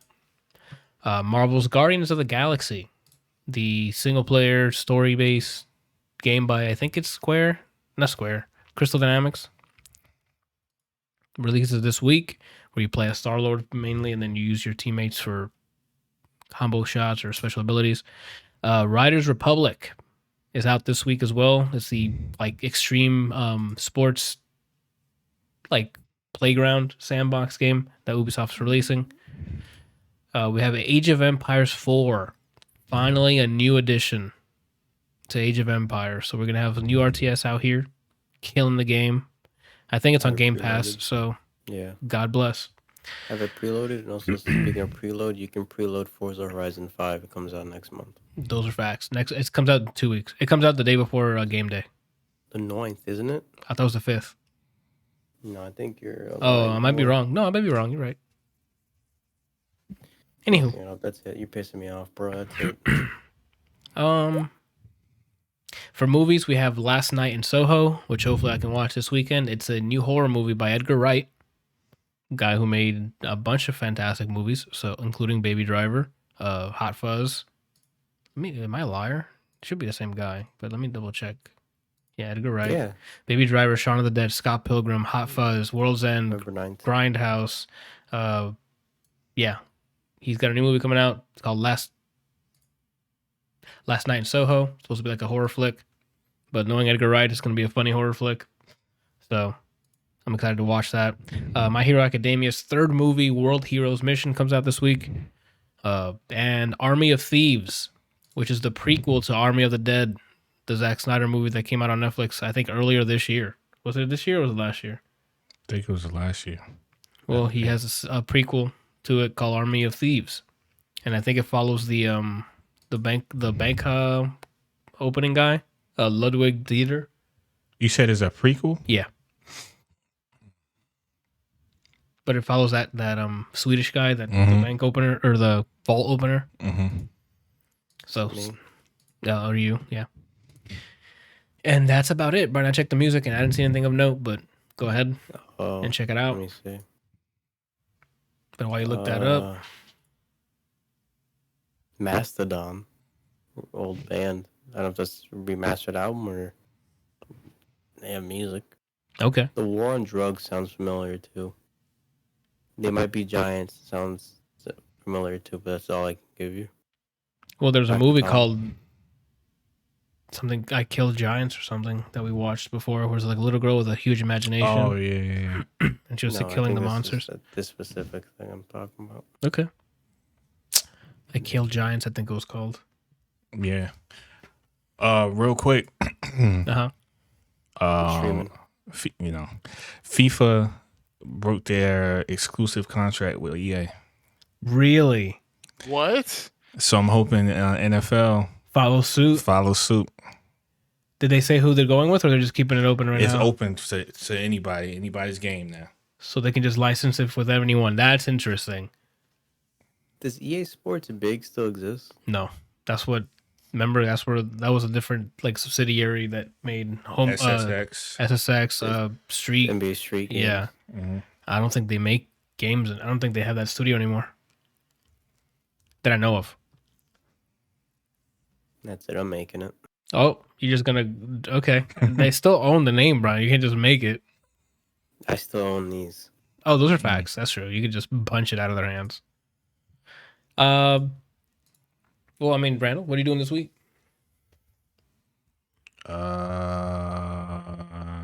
Same stuff. Art, video games, movies, Buying work. a ranch. You said buying a ranch? That's what he does. You buy ranches? No, I'm not a country person. Oh, okay. Oh, so he hates country people now. Yeah, you're listening. I did not say that. You're so long. I don't know. I don't think I would survive very long out in the wild. Why not? Have you ever been out in the wild? I was molded by it. Oh my God. The first time I saw the light, it was blinding. There you go. Yeah, that's pretty much it. Okay. Kelsey, what you got planned this week, man? Moving out, bro. You got a new Jan plate? said she's done with my ass, so I'm heading out. Damn, man. That sucks to hear. What about the rest of your body? He said, what about the rest of your body? So yeah, we're moving out tomorrow night. I think it is to you- go. For the floors, right? Yeah, Yeah. I forgot about For how that. long? Do you know? Well, we move out tomorrow and we can come back November 5th. Oh, maybe okay. the That's, 6th. A week. it's just a week. Are you good then? That's like a week and a half. So you guys going to hotel it or are you staying with friends? We're staying in an Airbnb. Oh, okay. Oh. How do you get up there? I had something and then I lost it. I had like 3 things pop into my head, but it didn't make any sense when I tried to put it together. What made me laugh wasn't what Brian said, is the microphone caught it. He was like, his brain just stopped. It's like, I was trying to think of like using like. So my thought process went from using the pipe from Mario, and Oh. then also using the flower. What's the flower? The flower thing that comes out of the pipe. The piranha plants or something? Yeah, the piranha plant. mhm. That popped into my head, and then something else popped into my head, and I tried to say all 3 of them together, and it didn't make any sense. So I was just like, After I said it out loud, I saw the process of you renting a blimp. Cool. Will you be able to make next week or no? I should be able to. Okay. I might be late though, Okay. because it's much further away from the gym than where I currently am. Okay. So it probably is going to be closer to 8:30 for me to get on than Okay. whatever. But it's a button away, and I'll just put you back on. It's up to you. okay. So I'll try and keep you posted and let you know. But I should make it next week. Okay. It really just kind of depends. All right. Sounds sexy. So hopefully this is the last time we have to deal with this shit. And I told you guys about the microwave, right? Yeah. Holy fucking. I would be like, yo, send me a new one, and that's it. Like, this whole fix it? Nah. Get me the fuck out of there, Randall. All right. Oh, I'm gonna name it that, actually. Get me the heck out of there. Just call it GTFO. Yeah. Or GTMFO. Or GMTFO. Get me the fuck out. Mhm. Anyway, Brian, what are you doing this week, man? Tomorrow I don't think I'm streaming. I'm doing things. And then on Wednesday, one thing for sure, I'm playing some. So then on Thursday, right? Yeah. If I had I'll to play. guess, it'll be Back for Blood Wednesday again. Because Janana's off this week, so most likely, I would imagine, Back for Blood Wednesday, and then we'll continue our Resident Evil on Thursday. Thursday I might play Metroid, and Friday maybe Metroid. We'll see. I need to get through that, and then I guess after that I might just start streaming Tales, even though I'm like 60 hours in already. I'll just start it and then I'll tell you what. I'll give you the plot points. That's fine. Whoever's watching. I don't know. Some JRPGs are cool to just autopilot and just hang out with chat anyway. So, Hey Randall, is all your streaming stuff set up? Like you good to go? I told him, I get ready. Man, that junk is dead in the water, man. No, it's not. It's not. He still has. I just haven't had time to. How long are we supposed to wait for this? What do you mean? How I long told you that I wasn't going to have time to really do this over the next couple of weeks. Yeah, Like, he said he was busy. What do you mean? What, you trying to back out now that you saw like, oh damn, this is easy to do? That's what you did. It's not. Okay. He put an expiration date on his offer. That's Yeah, crazy. that's not how we do this. I was not part of the original. Yeah, when he He's said, waiting. oh, another thing to the Oh list. my god. But I told him to get it ready. I can set it up for you. You have two PCs. I can set you up with a lit setup. So when you get set up, after I beat it, you have to stream for 6 months. He'll probably play Tekken. I gotta be honest. He'll probably just Tekken grinding out online. Oh, I don't care about that. I mean, are you going to start using your own setup for this? Oh, those are We're hard. gonna have hard facts.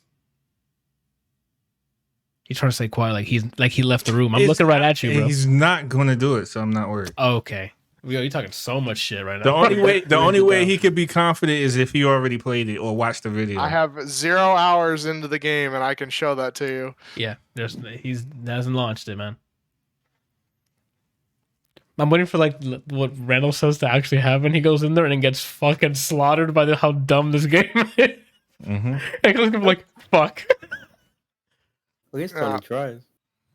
Yeah, he does have like 20 tries. So If he perfected it, I think that was the year stream or something. I don't know. It was extra mega bonus. yeah, it was actually. If he ran through it once, I had to do it for 6 months, I think. No, 6 months is if he does it. Yeah, No, that was not the deal. Randall. No, that was not this.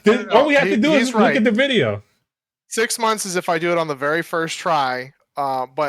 And I'll use his words. If I do it in 20 lives, he'll stream every weekend for a week. Yeah.